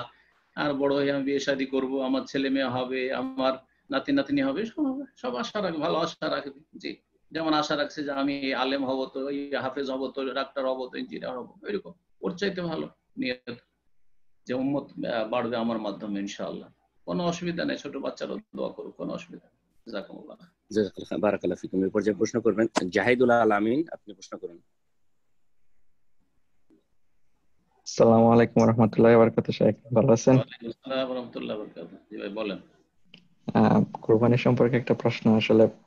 বাংলাদেশে যে প্রচলিত যে আমরা মাঝে মাঝে বইলা ফেলি যে ও তার নামে কোরবানি দিতেছি, এটা কি শিরকের পর্যায়ে পড়বে, বা পড়লে কি বড় শিরক হয়ে যাবে নাকি? আরেকটা প্রশ্ন আছে, এটার পরে বলবো আর এটার কি। উত্তর দিয়ে দিই। যে জি। দেখ, আমাদের দেশের লোকদের বলার অভ্যাস যে কোরবানিটা অমুকের নামে, এটা আমার নামে এবার কোরবানি, বা এটা আমার আব্বার নামে কোরবানি। তো কথাটা ভাষাগত দিক থেকে ঠিক নয়, কিন্তু দেখেন শুধু মুখে বললেই বড় শিরক হয়ে যায় না, যতক্ষণ পর্যন্ত আকীদা বিশ্বাস নিয়ে না বলবে, বিশ্বাস নিয়ে না বলবে। তো কখনো এর বিশ্বাস নেই যে এটা আমার নামে, মানে আমি এটা আমার জন্য হচ্ছে, মানে আল্লাহর জন্য নয়, এটা নয়। সেটা আল্লাহ সন্তুষ্টির জন্য হচ্ছে, আল্লাহর কাছে নেকি পাওয়ার জন্যই দিচ্ছে। কিন্তু ভাষাগত দিক থেকে ভাষাটি ইসলামিক ভাষা নয়, বা আপনার যেটা নিখুঁত ভাষা হইতে হবে সেই ভাষাটা নয়। নিখুঁত ভাষাটা হচ্ছে যে পক্ষ থেকে বলবে, এটি আমার পক্ষ থেকে। যেমন আরবিতে রয়েছে আল্লাহ হাযা মিন্নি, আল্লাহ এটা আমার তরফ থেকে, আমার পক্ষ থেকে বা আমার তরফ থেকে হচ্ছে, আমার আব্বার তরফ থেকে হচ্ছে, আমার মায়ের তরফ থেকে হচ্ছে, এটা আমার পরিবারের তরফ থেকে হচ্ছে, এইভাবে বলবে। কিন্তু এটা বললে বড় শিরক হয়ে যাবে, এটা বাড়াবাড়ি কথা। কিন্তু কথাটি এমনি জবানের যদি ধরা যায় ভাষাগত, তাহলে শিরক। কিন্তু ভাষাগত শিরকগুলি কে বড় শিরক বলা হয়নি, এগুলোকে ছোট শিরক, গুনহা। আর অজ্ঞতার ক্ষেত্রে আল্লাহ মাফও করবেন, কিন্তু অজ্ঞতা আমাদের ছাড়াইতে হবে, অজ্ঞতা দূর করতে হবে, অজ্ঞতা আমাদের দূর করতে হবে। জি। জাযাকাল্লাহ। জি। দ্বিতীয় প্রশ্নটা হচ্ছে যে আম, এমনিতে আমি তো আমেরিকাতে থাকি, তো এটা তো খ্রিস্টান রাষ্ট্র। তো বাংলাদেশে আমাদের কিছু গ্রুপ আছে যেখানে সই আকীদার আমরা লেকচার টেকচার শেয়ার করি। তো সবাই গালিগালাজ করে যে ইহুদিদের দালাল অলরেডি আমাদের বলে। তো এমনিতে যদি আপনার কোনো লেকচার শেয়ার করে যদি এরকম হয় অনেক সময় যে আপনারা গালিগালাজ করতেছে, তাহলে কি আমাদেরও গুনাহ হবে নাকি, যদি আমরা শেয়ার করি ওয়াজ গুলা বা লেকচার গুলা? দাওয়াতের কাজ করবেন, তাতে গালিগালাজ করবে আপনাদেরকে, অথবা যার গুলি শেয়ার করবেন, এতে গুনাহ হবে না, বরং ইনশাআল্লাহ নেকি হবে। যারাকে গাল দিচ্ছে তারা লাভবান, আর যারা গাল দিচ্ছে তারা ক্ষতিগ্রস্ত। কথা বুঝতে পারছেন? সাহাবাই কেরামদেরকে গালিগালাজ করে রাফেজি শিয়ারা, তৌহিদবাদীদেরকে গালিগালাজ করে সুফি, বেরেলভি, বিদাতপন্থী এরা। তো যারা শিরক বিদআতে ডুবে আছে, গুমরাহিতে আছে, তারা ভালো মানুষদেরকে গালিগালাজ করে। আম্বিয়া রাসূলকে গালিগালাজ করেছে তাদের কাফের মুশরিক জাতিরা। অসৎ লোকেরা যুগে যুগে গালি দেয়, যে গালির আশ্রয় অসৎ লোক ছাড়া সৎ লোক নেয় না, কখনো নেয় না, ভাষা খারাপ করে না। দুর্বল লোকেরা গালির আশ্রয় নিয়ে থাকে, আলহামদুলিল্লাহ। সুতরাং সাহাবাই কেরামরা যদি গাল খান, এবং সেটা আল্লাহই রেখেছেন, ওলামারা বলেছেন যে আল্লাহ রাব্বুল এই রাফেজি শিয়াদের কেন পয়দা করলেন, যারা সাহাবাই কেরামদেরকে, যাদেরকে আল্লাহ বলছেন রাদিয়াল, আল্লাহ রাজি হয়েছে কিন্তু এরা রাজি হইতে পারলো না, এদেরকে কেন পয়দা করেছেন? এতে বড় হিকমত আছে। ওলামারা বলেছেন যে আল্লাহ চান যে সাহাবীরা দুনিয়া থেকে চলে গেলেও কিয়ামত পর্যন্ত তাদের কাছে নেকি পৌঁছতে থাকে, নেকির পাহাড় পৌঁছে থাকে। যত গাল দিবে নেকি পৌঁছে, যত গাল দিবে নেকি পৌঁছে থাকে, মর্যাদা উঁচা হইতে থাকবে। সুবহানাল্লাহ। সুতরাং যারা গাল খাচ্ছেন তারা তো লাভবান। জি, নেকি বাড়তে আছে, নেকি বাড়তে আছে, নিজের নেকি বাড়তে আছে, সবর করছেন, এবং তারপরেও দিনের কাজ করে যাচ্ছেন আম্বিয়া রাসূলের আদর্শ অনুযায়ী। আর তার সাথে সাথে ওদের নেকি গুলো তো, ওদের নেকি থাকলে নেকি পাবেন, না হলে নিজের কিছু গুনাহ থাকলে তাদের কাঁধে চাপিয়ে দিয়ে কিয়ামতের দিন যেতে পারবেন। অনেক লাভ আছে। জি। সুতরাং দাওয়াতের কাজ করতে থাকুন, যাকে গাল দিক না কেন, আপনাকে গাল দিক অথবা আপনি যে সব আলোচক বা আলেমদের আলোচনা শেয়ার করছেন তাদেরকে গাল দিক, কোনো যায় আসে না এতে। জি। লা ইয়াদুররুহুম মান খাযালাহুম, যারা সাহায্য প্রাপ্ত দল, যারা নাজাত প্রাপ্ত দল, তাদের কোনো ক্ষতি করতে পারবে না, কোনো ক্ষতি করতে পারবে না। রাসূলুল্লাহ সাল্লাল্লাহু আলাইহি ওয়াসাল্লাম নিশ্চয়তা দিয়েছেন। জাযাকাল্লাহ খায়ের। তো এই পর্যায়ে প্রশ্ন করবেন শায়লা পারভিন, আপনি প্রশ্ন করুন। জাযাকাল্লাহ খায়ের। আসসালামু আলাইকুম ওয়া রাহমাতুল্লাহি ওয়া বারাকাতুহু। ওয়ালাইকুম আসসালাম ওয়া রাহমাতুল্লাহি ওয়া বারাকাতুহু। জি বলেন। এই প্রশ্নটা আমার এক বোন আমাকে করেছিল, তো তার উত্তরটা আপনার কাছে চাচ্ছি। তারা একটা গ্রুপের সাথে যুক্ত, যেখান থেকে তারা আরবিক ল্যাঙ্গুয়েজ শিখতেছে। তো তাদের যে টিচার, তিনি স্পষ্টই তার মানহাজ তিনি ক্লিয়ার করে দিয়েছেন যে মানে যারা আর কি জামাত ইসলাম যেটাকে বলে, ওনাদের সাথে উনি সম্পৃক্ত। এবং এই খনিদের সাপোর্ট করে ওনার লিখনী অনেক দেখা যায়। তো তার সাথে ওই বোনের সাথে কথা বলতে গিয়ে তাকে যখন বোঝাচ্ছিলাম যে এদের কাছ থেকে দিন নেওয়া যাবে না, তখন বোন আমাকে বলছিল যে আমি তার মানহাজ জানি, তার আকীদাতে ভুল আছে তাও আমি জানি, কিন্তু আমি তো তার কাছ থেকে না দ্বীনের ইলম নিচ্ছি না ফিকহ নিচ্ছি, কোনো কিছু তার কাছ থেকে আমি নিব না।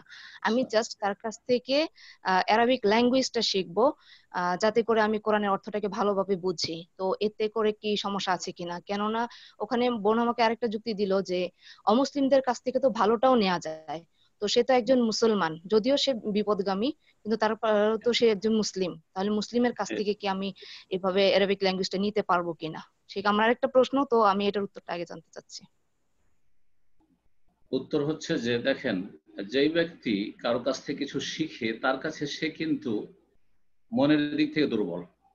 জি, দুর্বলতা একটা থাকে, মানে ভালোবাসা অজান্তে তৈরি হয়ে যাবে। যার কাছ থেকে যে লাভবান হয় শিক্ষার মাধ্যমে অথবা যে কোনো ক্ষেত্রে, তার ক্ষেত্রে সে দুর্বল হয়ে পড়ে। এটা মানুষের প্রকৃতি, আল্লাহ এভাবে সৃষ্টি করেছেন। সুতরাং যার কাছে শিখবেন তার ক্ষেত্রে আপনার মধ্যে একটা দুর্বলতা, ভালোবাসা পয়দা হয়ে যাবে এবং তার ভুলগুলোকেও আপনি সহি করার চেষ্টা করবেন এবং ব্যাখ্যা করে কোনো রকম ভাবে তাকে আপনি ঠিক বলার চেষ্টা করবেন। আর হতে পারে যে ধীরে ধীরে তার অনুগামী হয়ে যাবেন, যদিও তার কাছে ইসলামিক সাবজেক্ট শিখছেন না। প্রথম কথা, আরবি সাবজেক্ট শিখছেন। আরবিটা ইসলামিক সাবজেক্টের কাছাকাছি, কারণ আরবি শিখার মাধ্যমে ইসলাম শিখাটা বেশি সহজ। আর আরবি শিখা একজন অনারব, একজন বাংলা ভাষী অথবা ইংলিশ ভাষীর আরবি শিখার উদ্দেশ্য হচ্ছে দিন শিখা। তো আরবি শিখা আর অন্যান্য সায়েন্স টেকনোলজি শিখা অমুসলিমের কাছে দুটোতে পার্থক্য আছে। আরবি যখন শিখছেন তখন আপনি ইসলামিক সাবজেক্টের কাছাকাছি সাবজেক্ট শিখছেন। সুতরাং সহি আকীদার আলেমের কাছ থেকে আপনি আরবিটা শেখার চেষ্টা করবেন, এটাই আপনার জন্য কল্যাণকর হবে। প্রথম কথা, যে আপনার শিক্ষক তার ক্ষেত্রে দুর্বল হবেন। আমরা আমাদের শিক্ষকের ক্ষেত্রে দুর্বলতা থাকবে, আমারও থাকবে, আছে। আর আরবি শিখছেন যেহেতু, সুতরাং সেটা ইসলামের যেহেতু কাছাকাছি, আরো দুর্বলতা তার মধ্যে পয়দা হয়ে যাবে। আরবি শিখার মাধ্যমে বেশ কিছু ইসলামের নাম বেশ কিছু কথা আকীদা ঢুকিয়ে দিবে। আরবি শিখারই একটা দিক হচ্ছে একামতের দিন। একামতের দিন মানে ক্ষমতা। তাদের কাছে, জামাতিদের কাছে, ইখওয়ানীদের কাছে একামতের দিন মানে ক্ষমতা না, একামতের দিন মানে একামতুত তাওহীদ, এবং তারপরে তাওহীদ থেকে শুরু করে বাকি জীবনে যথাসাধ্য অন্যান্য বিধিবিধানের বাস্তবায়ন করা। সমস্ত আম্বিয়া রাসূলগণ এই করেছেন, কিন্তু এটা ৬০-৭০ বছরের অপব্যাখ্যা। হাসানুল বান্না আর সাইয়্যিদ কুতুব আর আপনার এই মওদুদি, এদের অপব্যাখ্যা এটা। একামতের দিন মানে ক্ষমতা দখল করো, তাহলে সব ঠিক হয়ে যাবে। তো কথা হচ্ছে যে আরবি শিখারই তো এটা একটা দিন। আকিমু মানে আপনি আরবিতে তো শিখবেন, আর দিন মানেও শিখবেন, তাহলে তো এইভাবে তো বিভ্রান্ত হবেন। সুতরাং এই যুক্তি তার ঠিক নয়। শেষখানে আরেকটি কথা যেটা বলবো সেটা হচ্ছে মাসালুল জালিসুস সালিহ ওয়াল জালিসুস সু, রাসূলুল্লাহ সহিহ বুখারীর হাদিস। ভালো মানুষের কাছে বসা আর খারাপ মানুষের কাছে বসার উদাহরণ দিয়েছে রাসূলুল্লাহ সাল্লাল্লাহু আলাইহি ওয়াসাল্লাম। যে ভালো মানুষের কাছে বসে সে আতরের দোকানে আতরওয়ালার কাছে বসে, যদি কিনতে নাও পারে তবুও একটু সেন্ট পাবে। আর খারাপ মানুষের কাছে বসা মানে হাফরে বসা, কামার শালাতে বসা। ওখানে বসলে যতই পরিষ্কার কাপড় নিয়ে থাকেন আর যতই সতর্ক সাবধান থাকেন, কালি লাগবে, ময়লা লাগবে, আর আপনি একবারে কালো হয়ে সেখান থেকে বেরোবেন। ঠিক ওই রকমই যারা বিদআতপন্থী, আর এরা বিদআতপন্থী। সুতরাং বিদআতপন্থীদের কাছ থেকে শিখলে অবশ্যই কিছু না কিছু প্রভাবিত হবেন এবং ক্ষতিগ্রস্ত হবেন। আল্লাহ যেন হেফাজত করেন এবং সেই ভাই বোনদেরকে আল্লাহ যেন সঠিকটা বুঝার তৌফিক দান করেন। জাযাকুমুল্লাহু খাইরান। সেই আরেকটা প্রশ্ন হলো, এই একই যুক্তি দিয়ে আমাকে একজন বললেন যে তাদের অনেক সময় দেখা যায় আমরা ফেসবুকে বা বিভিন্ন সোশ্যাল মিডিয়াতে অমুসলিমদের বিভিন্ন উক্তি বাণী তাদের গুলো আমরা শেয়ার করে থাকি, যেমন মাদার তেরেসা, মহাত্মা গান্ধী বা এ জাতীয় আরো অনেক আছেন যে বর্তমান যাদেরকে আমরা নাস্তিক বলে জানি, তাদের মূল্যবান বাণীগুলো তারা প্রচার করেন এবং তাদেরকে আমি ব্যক্তিগতভাবে জানি তারা দাওয়াতি কাজও করেন। তো সেই ক্ষেত্রে তাদেরকে আমি বলছিলাম যে আমাদের তো অনেক বড় বড় স্কলারদের, শাইখদের অনেক বড় বড় উক্তি আছে, তাদের অনেক সুন্দর সুন্দর উক্তি, তো আমরা চাইলে সেখান থেকে নিজেরা শিক্ষা নিতে পারি, অন্যদেরকেও শিক্ষা দিতে পারি। তো সেই ক্ষেত্রেও তারা আমাকে একই যুক্তি দিয়েছিল যে অমুসলিমদের কাছ থেকে ভালোটাও নেওয়া যায়। তো এটার উত্তরটা কি, সেই একটু জানতে চাচ্ছি। এটার উত্তর কোরআনে কারীমে আল্লাহ বলেছে, ফামাযা বাদাল হক ইল্লা দালাল ফান্না ইউসরাফুন। হকের পরে, আর হক হচ্ছে আল কোরআন, হক হচ্ছে আল কোরআন, হক হচ্ছে as-সুন্নাহ, ওয়াহি, দুই ওয়াহি। ফামাযা বাদাল হক ইল্লা দালাল, হকের পরে, ওয়াহির বিধানের পরে, কোরআন সুন্নাহর পরে যা কিছু আছে দলাল, গুমরাহি। ফান্না তুসরাফুন, কোথায় তোমরা ফিরে উল্টো দিকে ফিরে যাচ্ছ? আরে ওয়াহির কথা পেশ না করে কোরআন দিয়ে হেদায়েত পেলে না, কোরআন দিয়ে মানুষকে দাওয়াত দেওয়া তৌফিক হলো না, সুন্নাহ দিয়ে, সহিহ সুন্নাহ দিয়ে দাওয়াত দেওয়ার তৌফিক হলো না, এখন ওই কাফেরদের উক্তি দিয়ে মানুষকে হেদায়েত করবে। ফান্না তুসরাফুন, কোথায় ফিরে যাচ্ছ? কোথায় উল্টো দিকে ফিরে যাচ্ছ? ভ্রষ্টতার দিকে। কথা বোঝাচ্ছেন? এটা অজ্ঞতা ওদের, এটা অজ্ঞতা এবং হীনমন্যতা, যে আমাদের জন্য দ্বীন ইসলাম ওহী যথেষ্ট নয়। যে হীনমন্যতা যে ভোগে, সেটা হচ্ছে তার মানসিক গোলামি, মানসিক গোলামি। আজকাল মুসলিম উম্মার অধিকাংশই মানসিক গোলামিতে ভুগছে কাফেরদের। তার মধ্যে এক শ্রেণীর লোক দাওয়ার কাজ করছে, তারপরেও কাফেরদের মানসিক গোলামিতে ভুগছে, যার ফলে মনে করছে যে আমার এই কথাটি, ইসলামের কথাটি শক্তিশালী হবে যদি ট্রেসার কথা পেশ করি, যদি পেশ করি আপনার গান্ধীর কথা, যদি আর কারো কথা পেশ করি। এইসব কথা আসলে গুমরাহি তাদের, এবং যেটা বললাম যে হীনমন্যতা। আর হীনমন্যতা হচ্ছে মানসিক গোলামি। ওলামারা, বিশেষজ্ঞরা বলেছে মানসিক গোলামি শারীরিক গোলামির চাইতে মারাত্মক। আর এই শরীর যদি কারো গোলাম থাকে, কাউকে যদি গোলাম বানিয়ে চাকর খাটায়, তারপরও দেমাগ ফ্রি আছে, চিন্তা চেতনা তার ফ্রি আছে, কিন্তু আপনার বডিটা হয়তো ফ্রি আছে, স্বাধীনভাবে আপনি ডিউটি করছেন, কাজ কাম করছেন, নিজের ব্যবসা করছেন, কিন্তু মানসিক গোলামিতে ভুগছেন যে আমাদের চাইতে ইহুদি নাসারা কাফের বড়, তাদের কাছ থেকে আমাদেরকে অনেক শিক্ষার আছে, তাদের উক্তি দিয়ে আমাদেরকে দিক নির্দেশনা নিতে হবে। এটা হচ্ছে মানসিক গোলামি। তো আল্লাহ জানে মুসলিম জাতিকে মানসিক গোলামি থেকে মুক্তি দান করেন এবং মুক্ত হওয়ার তৌফিক দান করেন। এই গুমরাহি থেকে আল্লাহ তাদেরকে ফিরে আসার তৌফিক দান করেন। জাযাকুমুল্লাহু খাইরান। বারাকাল্লাহু ফিকুম। এই পর্যায়ে প্রশ্ন করবেন তানজির উৎস, আপনি প্রশ্ন করুন। আসসালামু আলাইকুম শাইখ। ওয়া রাহমাতুল্লাহি ওয়া বারাকাতুহু। জি, আমার একটা প্রশ্ন হচ্ছে, মৃত সন্তান যদি জন্মের পরে জানাজা দেয়া না হয়, পরবর্তীতে আকিকা করে কি তার জানাজা দেওয়া যাবে? মৃত সন্তানের জানাজা হয়নি, মৃত মানে কি মায়ের পেটে মৃত মারা গেছে না কি বলছে? হ্যাঁ হ্যাঁ, মায়ের পেটে বলতে হ্যাঁ জন্মই হয়েছে মৃত, এরপর হয়তো জানাজা হয় নাই, কিন্তু পরবর্তীতে কি এটা করা যাবে? 120 দিনের হয়ে গেছিল, 4 মাসের হয়ে গেছিল। হ্যাঁ হ্যাঁ, পুরো 10 মাসই হয়েছে। জি জি জি, তাহলে জানাজা দেওয়া উচিত ছিল সঠিক মতে। গত সপ্তাহে আলোচনা করেছি বিষয়টি। আর জানাজা যেহেতু দেওয়া হয়নি, কিন্তু এখন তো কবর আছে, কবর যদি থাকে আর সেটা দীর্ঘ সময় না হয়ে থাকে, ওলামারা বলছেন যে এখনো কাছাকাছি 1 মাসের মধ্যে আছে, তো জানাজা পড়ে নেবেন, জানাজা কবরকে সামনে করে পড়ে নেবেন ইনশাআল্লাহ। আর এর সাথে আকিকার কোনো সম্পর্ক নেই, জানাজার সাথে আকিকার কোনো সম্পর্ক নেই। জি, দীর্ঘ সময় যদি হয়ে যায় তবে কি করা যাইতে পারে? জানাজার দরকার নেই, জানাজার প্রয়োজন নেই। আসলে জানাজা হচ্ছে দোয়া, জানাজার সালাত মূলত দোয়া। আর দোয়া আসলে নাবালক তো এমনি মাসুম, নিষ্পাপ, বরং সে জান্নাতে যাবে এবং সে মা বাবাকে জান্নাতে নিয়ে যাবে সুপারিশ করে ইনশাআল্লাহ। ইনশাআল্লাহ ফিতরাতের উপর মারা গেছে, ইসলামের উপর মারা গেছে। তো আসল জানাজার প্রয়োজন বড়দের জন্য, সাবালকে যারা মারা গেছে তাদের জন্য। জি, জাযাকুমুল্লাহ। বারাকাল্লাহু ফিকুম। তো ইনশাআল্লাহ এই পর্যায়ে প্রশ্ন করবেন মাহমুদ খান, আপনি প্রশ্ন করুন। আসসালামু আলাইকুম ওয়া রাহমাতুল্লাহি ওয়া বারাকাতুহু। ওয়া আলাইকুম আসসালাম ওয়া রাহমাতুল্লাহি ওয়া বারাকাতুহু। জি শাইখ, আমার 2টা প্রশ্ন ছিল। যে কেউ যদি আকিদার উপর বিশ্বাস করে যে আল্লাহ আরশে আজিমে সমাসীত, কিন্তু আল্লাহ সর্বত্র বিরাজমান, তাহলে তার আকিদার দিক দিয়ে সে ভ্রান্ত আকিদায় বিশ্বাসী। তাহলে কি এমন কোন ব্যক্তির পেছনে নামাজ পড়া যাবে কিনা, এবং তাদের কাছ থেকে কোনো প্রকারের দ্বীনি জ্ঞান অর্জন করা যাবে কিনা?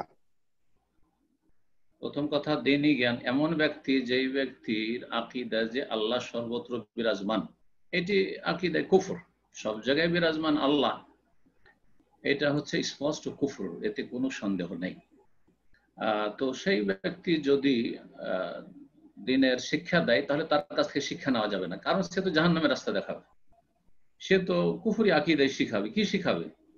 যার পকেট এমটি, সহি আকীদা থেকে, সে পকেট থেকে কি বের করে দেবে? কথা বুঝতে পারছেন? পকেটে টাকা নেই, যদি পচা সরা কিছু থাকে তো পচা সরাই না বের করে দেবে, সুতরাং তার কাছে এলেম শেখা জায়েজ নাই। বাকি থাকলেও তার পিছনে সালাত আদায় করা যাবে কিনা, যদি সেই ব্যক্তি তার আকীদাকে স্পষ্ট করে, ক্লিয়ার করে, নীরব না, সে সাইলেন্ট থাকে না, বরং দাওয়াত দিয়ে বেড়াচ্ছে, বিভিন্ন লোককে বলে বেড়াচ্ছে যে আল্লাহ সর্বত্র বিরাজমান, তাহলে সে দাইয়া ইলাল কুফর ওয়াল বিদআহ, কুফর এবং বিদআতের দিকে আহ্বানকারী, সুতরাং তার পিছনে সালাত পড়া যাবে না, এবং তার থেকে জাতিকে সতর্ক সাবধান করতে হবে, এর থেকে সাবধান। আর যদি কেউ সাইলেন্ট, নীরব থাকে, বুঝতে পারছেন যে ওই বংশের লোক, যে বংশের লোকেরা, আমাদের দেশে তো এক এক মযহাব এক এক তরিকার লোকেরা ওই আকীদায় বিশ্বাসী সাধারণত, তো ওই বংশ বা ওই গোত্রের সাথে সম্পর্কিত, ওই ফিরকার সাথে সম্পর্কিত, তাদের আকীদা সাধারণত এরকম যে আল্লাহ সর্বত্র বিরাজমান, কিন্তু কোনোদিন সে প্রকাশ করে না। তো আসল হচ্ছে মানুষের ইমান ইজ্জত ঢাকা থাকবে। সুতরাং আমরা জিজ্ঞাসাবাদ করতে যাব না, তদন্ত করতে যাব না যে ইমাম সাহেব আপনার আকীদা কি, আল্লাহ কোথায় বলেন তো, আগে ওনাকে পরীক্ষা করবেন, তারপরে তার পিছনে নামাজ পড়বেন না, এরকম শরীয়তে শিখায় না। আপনি নামাজ পড়ে যাবেন, যেই দিন জানতে পারবেন না এর আকীদা স্পষ্ট সে প্রকাশ করছে যে আল্লাহ সর্বত্র বিরাজমান, আল্লাহ নিরাকার ইত্যাদি, তখন তার পিছনে সালাত আদায় করবেন না। জাযাকুমুল্লাহ। আর দ্বিতীয় প্রশ্ন, ইদানিং ফেসবুকে একটা বিষয় নিয়ে খুব বেশি হচ্ছে যে দাদা দাদি কিংবা নানা নানি তার নাতিদেরকে ভাই কিংবা বোন হিসাবে সম্বন্ধ করতে পারবে না, ভাই বোন বলে, এবং নাতিরাও দাদাদেরকে হিসাবে ওরকম ভাই বোন বলে সম্বন্ধ করতে পারবে না। সেই হিসেবে মানে হাদিসের দিক দিয়ে এটাই করবে না। আর আরেকজন মুফতি, উনি মানে আহলে হাদিসের এই একজন বক্তার এই বক্তৃতার উপর উনি বলতেছেন যে মানে এটা চলবে না, আপনি দালিলিক প্রমাণ দিন। সেই হিসেবে দুইটা প্রমাণ আমরা পাই, যে বুখারী এবং তিরমিজি মনে হয়, এই দুইটা প্রমাণ পাই। সেই হিসাবে আপনার বক্তব্যটা কি, যে একটু ক্লিয়ার ভাবে বলবেন? জি, কোরআনে কারিমে আল্লাহ রাব্বুল আলামিন বাপ মা এবং তাদের ওপরে যারা আছে তাদেরকে বাবাই বলেছেন, তাদেরকে বাবাই বলেছেন, মাই বলেছেন। যেমন আল্লাহ বলছেন যে আবাউকুম আবনাউকুম, তোমাদের বাবারা এবং তোমাদের সন্তানরা, লা তাদরুনা আইয়ুহুম আকরাবু লাকুম নাফা, জানো না যে কে তোমাদের বেশি উপকারী হবে। তো এখানে আবা বলতে মানুষের জন্মদাতা বাপ তো একটাই, কিন্তু আবা বলা হয়েছে। তো কোরআনের ভাষায় আবা বলতে নিজের বাপ, বাপের বাপ, বাপের দাদা, এইরকমই মা, মায়ের বাপ, যে নানা, নানার বাপ, সব এগুলো বাপ, সব উপরে যত যাবে বাপ সেগুলো। এইরকমই মায়ের ক্ষেত্রে আল্লাহ বলছেন হুররিমাত আলাইকুম উম্মাহাতুকুম, তোমাদের মায়েদেরকে তোমাদের উপর হারাম করা হয়েছে।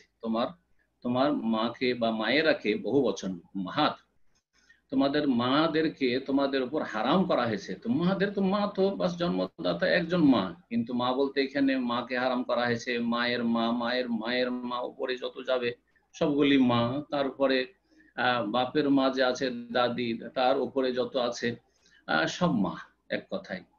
তো দাদা দাদি তাদেরকে বাবা মা, এটা হচ্ছে কোরআনের ভাষা, এটা হচ্ছে রাসূলুল্লাহ সাল্লাল্লাহু আলাইহি ওয়াসাল্লামের হাদিসের ভাষা। বহু হাদিসে, একটি দুটি না, একটি দুটি তো আপনারা বক্তা পেশ করেছেন, কিন্তু কথা হচ্ছে যে এরকম বহু দলিল আছে। এক কথা, এরকমই ছেলে যেমন আবনা, নিজের ছেলেদেরকে বলা হয়, তেমনি নিজের ছেলেদেরকে, মেয়ের ছেলেদেরকে, ওয়াইন সাফিলু, যতই নিচে চলে যাক না কেন, সবগুলি কিন্তু ছেলে, সবগুলি কিন্তু কোরআনের ভাষায়, হাদিসের ভাষায় এগুলি ছেলের অন্তর্ভুক্ত।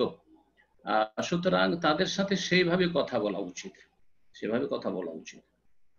এইভাবে কথা না বলা বা এই ইসলামিক ভাষাগুলির প্রয়োগ না হওয়ার কারণে ক্ষতিকর দিক যেটা হয়েছে, সেটা হচ্ছে আমাদের হিন্দুদের পাশে বসবাসের কারণে এই দাদি দাদা এরা রসিকতা করে নাতিনদের সাথে। হ্যাঁ, নানারা নাতির সাথে আর নাতিনের সাথে রসিকতা করে, জানা আছে এইসব দুষ্টামি করে। ফাসিক সব, পাপিষ্ট, জাহিল, এক তো জাহিল আর ফাসিক, জি মূর্খ, জালুমান জাহলে যাদেরকে বলে, জালেম আর জাহিল। তো এই হচ্ছে আমাদের সমাজ। তো এগুলি চরম ক্ষতিকর দিক। কেউ কি মেয়েকে মজা করতে পারবে? হ্যাঁ, তো কি করে সে মেয়েকে অথবা ছেলের মেয়েকে কি করে মজাক করছে, ইত্যাদি ইত্যাদি। তো যাই হোক, এগুলো ক্ষতিকর দিক। সেই জন্য আসল হচ্ছে যেটা বললাম, তবে একটা দিক আছে, ইন্নামাল মুমিনুনা ইখওয়াহ, যে কোনো মুমিন পরস্পর ভাই, যে কোনো মুমিন পরস্পর ভাই। সুতরাং কেউ যদি ভাই বলে দেয় তো একবারে হারাম করে দিল, এটাও বাড়াবাড়ি, এটাও বাড়াবাড়ি। সুতরাং আমাদেরকে বাড়াবাড়ি ছাড়াছাড়ির মাঝখানে থাকতে হবে, আসল হচ্ছে এটা। এবং আসল ভাষাগুলি আমাদেরকে শেখা উচিত, জানা উচিত, আমাদের অজ্ঞতা দূর করা উচিত নিঃসন্দেহে। কিন্তু কেউ যদি বলে দেয় এই তো একবারে হারাম কাজ করে দিয়েছে, হ্যাঁ, যে কোনো মুমিন ভাই, তো আল্লাহ তো কোরআনে বলছেন, তাহলে কি বলবেন? যে কোনো আদম সন্তান ভাই। জি, তো কথা হচ্ছে যে এই বিষয়গুলো নিয়ে বাড়াবাড়ি করবেন না, মধ্যম পন্থা অবলম্বন করবেন। না বিদআতপন্থীদের কথা ঠিক, সহিহ আকীদার উলামাদের কথা নিঃসন্দেহে ঠিক, কিন্তু বাড়াবাড়িটা ঠিক নয়। আবার যে যারা ভাই বলে দিবে সে কবিরা গুনাহ করে দিল, জি হ্যাঁ, এগুলো ভুল কথা। তবে ভাই বলতে গিয়ে আবার মজাক না শুরু হয়ে যায়, ইত্যাদি ইত্যাদি। জি, জাযাকুমুল্লাহ খাইরান। বারাকাল্লাহু ফিকুম। এই পাশে প্রশ্ন করবেন ইনশাআল্লাহ কামরুজ্জামান, আপনি প্রশ্ন করুন। সরি কামরুজ্জামান ভাই, আপনাকে আমি একটা সেকেন্ড সময় নিচ্ছি ইনশাআল্লাহ, আপনার ফোনটা আনমিউট করে দিচ্ছি। সুবহানাল্লাহ, আল্লাহু আকবার। আচ্ছা, এই পর্যায়ে আমি কামরুজ্জামান ভাই পরে আপনার প্রশ্নটা নিচ্ছি, এই পর্যায়ে প্রশ্ন করবেন। প্রশ্ন করুন।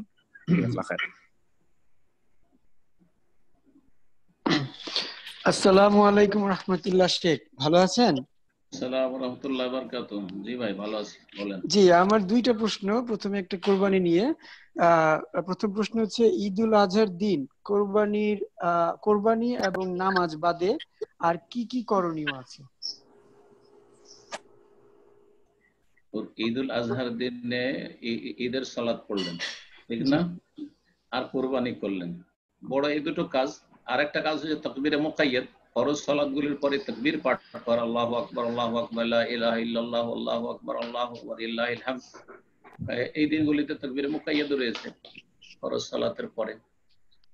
এছাড়া কাজ এইভাবে আমভাবে প্রশ্ন করে মেলা নেক কাজ হতে পারে। তার মধ্যে আপনজন আত্মীয় স্বজনদের সাথে দেখা সাক্ষাৎ করা, যাতে করে কোনো মনোমালিন্য থাকলে ঈদের দিনে, খুশির দিনে মনোমালিন্য দূর হয়ে যায়।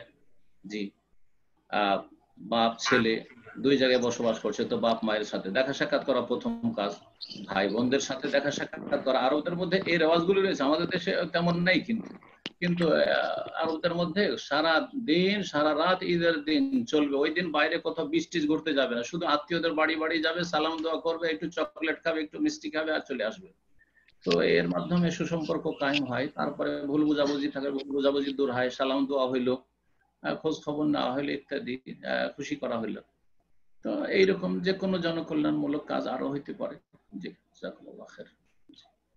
জি, আমার দ্বিতীয় প্রশ্ন, আমরা জানি আল্লাহর প্রতিটা সৃষ্টির উদ্দেশ্য ও তার প্রয়োজনীয়তা সম্পর্কে।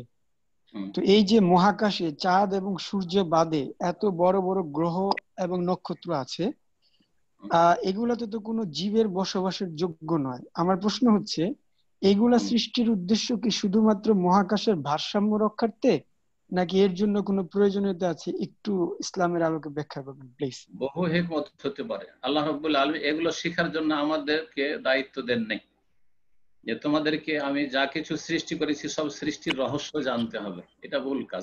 কখনো আল্লাহ জিজ্ঞাসা করবেন না যে বলো তো সূর্য কেন সৃষ্টি করেছি, চন্দ্র কেন সৃষ্টি করেছি, হ্যাঁ, ধ্রুব তারা কেন সৃষ্টি করেছি, তো অমুক গ্রহ কেন সৃষ্টি করেছি। এগুলো কাজ অসার কাজ। এগুলো একজন সহিহ আকীদার ভাই কখনো করতে যাবে না। সুতরাং এগুলো থেকে বেঁচে থাকবেন, ফালতু কাজ করবেন না। আমি বারবারই বলি, আপনার সহিহ আকীদা শিখুন, আর ভেজালটা শিখুন সতর্ক থাকার জন্য, বাঁচার জন্য, যা ভেজালে লিপ্ত না হন। বিশুদ্ধ ইবাদত শিখুন, ভুল ইবাদত গুলোকে চিহ্নিত করুন, বেদাতকে চিহ্নিত করুন, আর হালাল হারাম শিখুন। হ্যাঁ, আর ভালো আখলাক আচরণ শিখুন, আর নিজের আখলাক চরিত্র গঠন করুন, নিজের ছেলে মেয়েদের প্রতিপালন করুন। আর আগে ঘর ঠিক করে নিলে যথেষ্ট। আপনাদের মতো লোকদেরকে ঘর ঠিক করার পরে বেশি দায়িত্ব নেই, জি, ঘরটা ঠিক করতে হবে, আগে ঘরের দায়িত্ব, জি, তারপরে পরে। জি, তো এইভাবে ইলম শিখেন, তাহলে ফায়দা হবে। জি, জাযাকুমুল্লাহ। বারাকাল্লাহু ফিকুম। ইনশাআল্লাহ প্রশ্ন করবেন কামরুজ্জামান, আপনি প্রশ্ন করুন।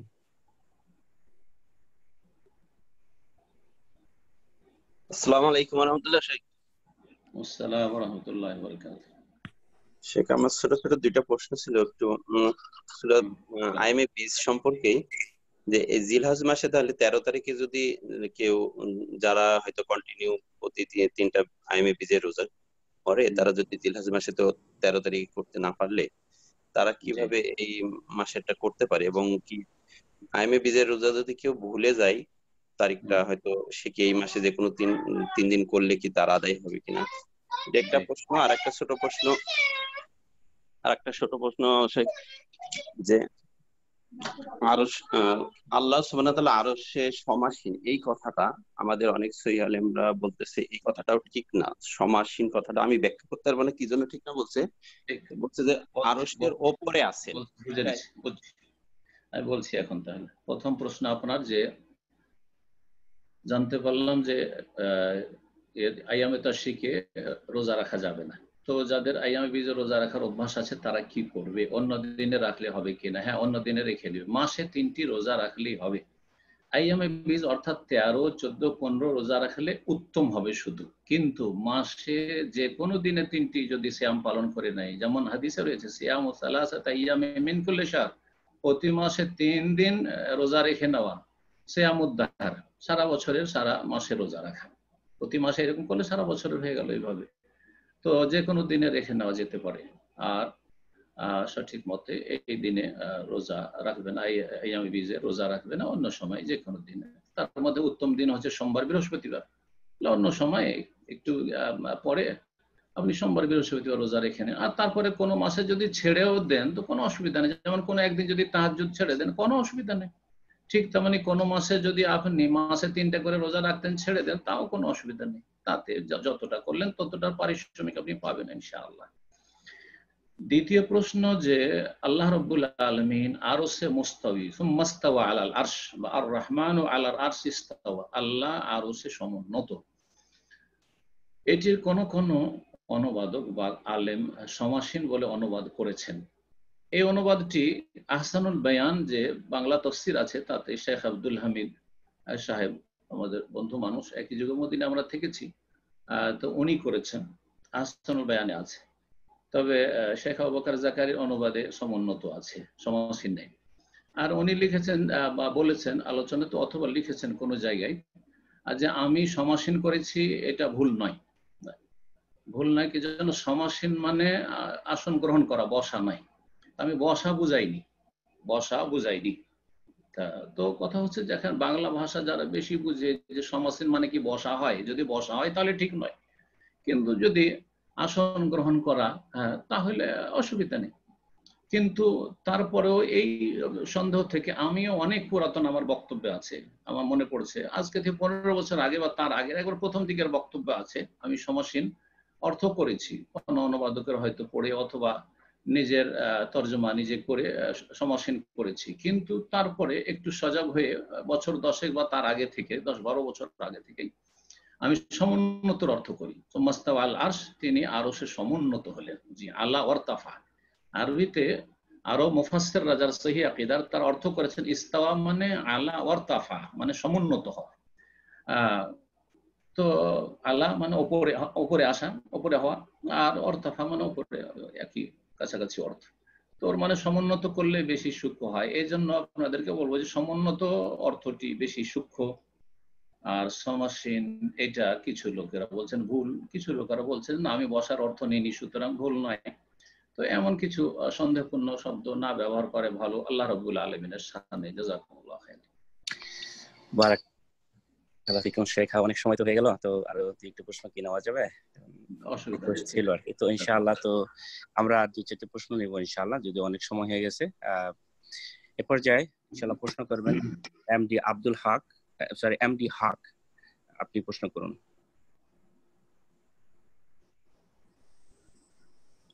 জি এমডি হক, আপনার ফোনটা আনমিউট করে নিন।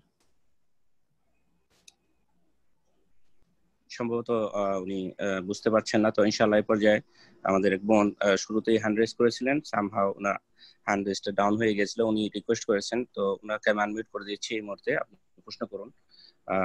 আফরোজা আক্তার, আপনি প্রশ্ন করুন।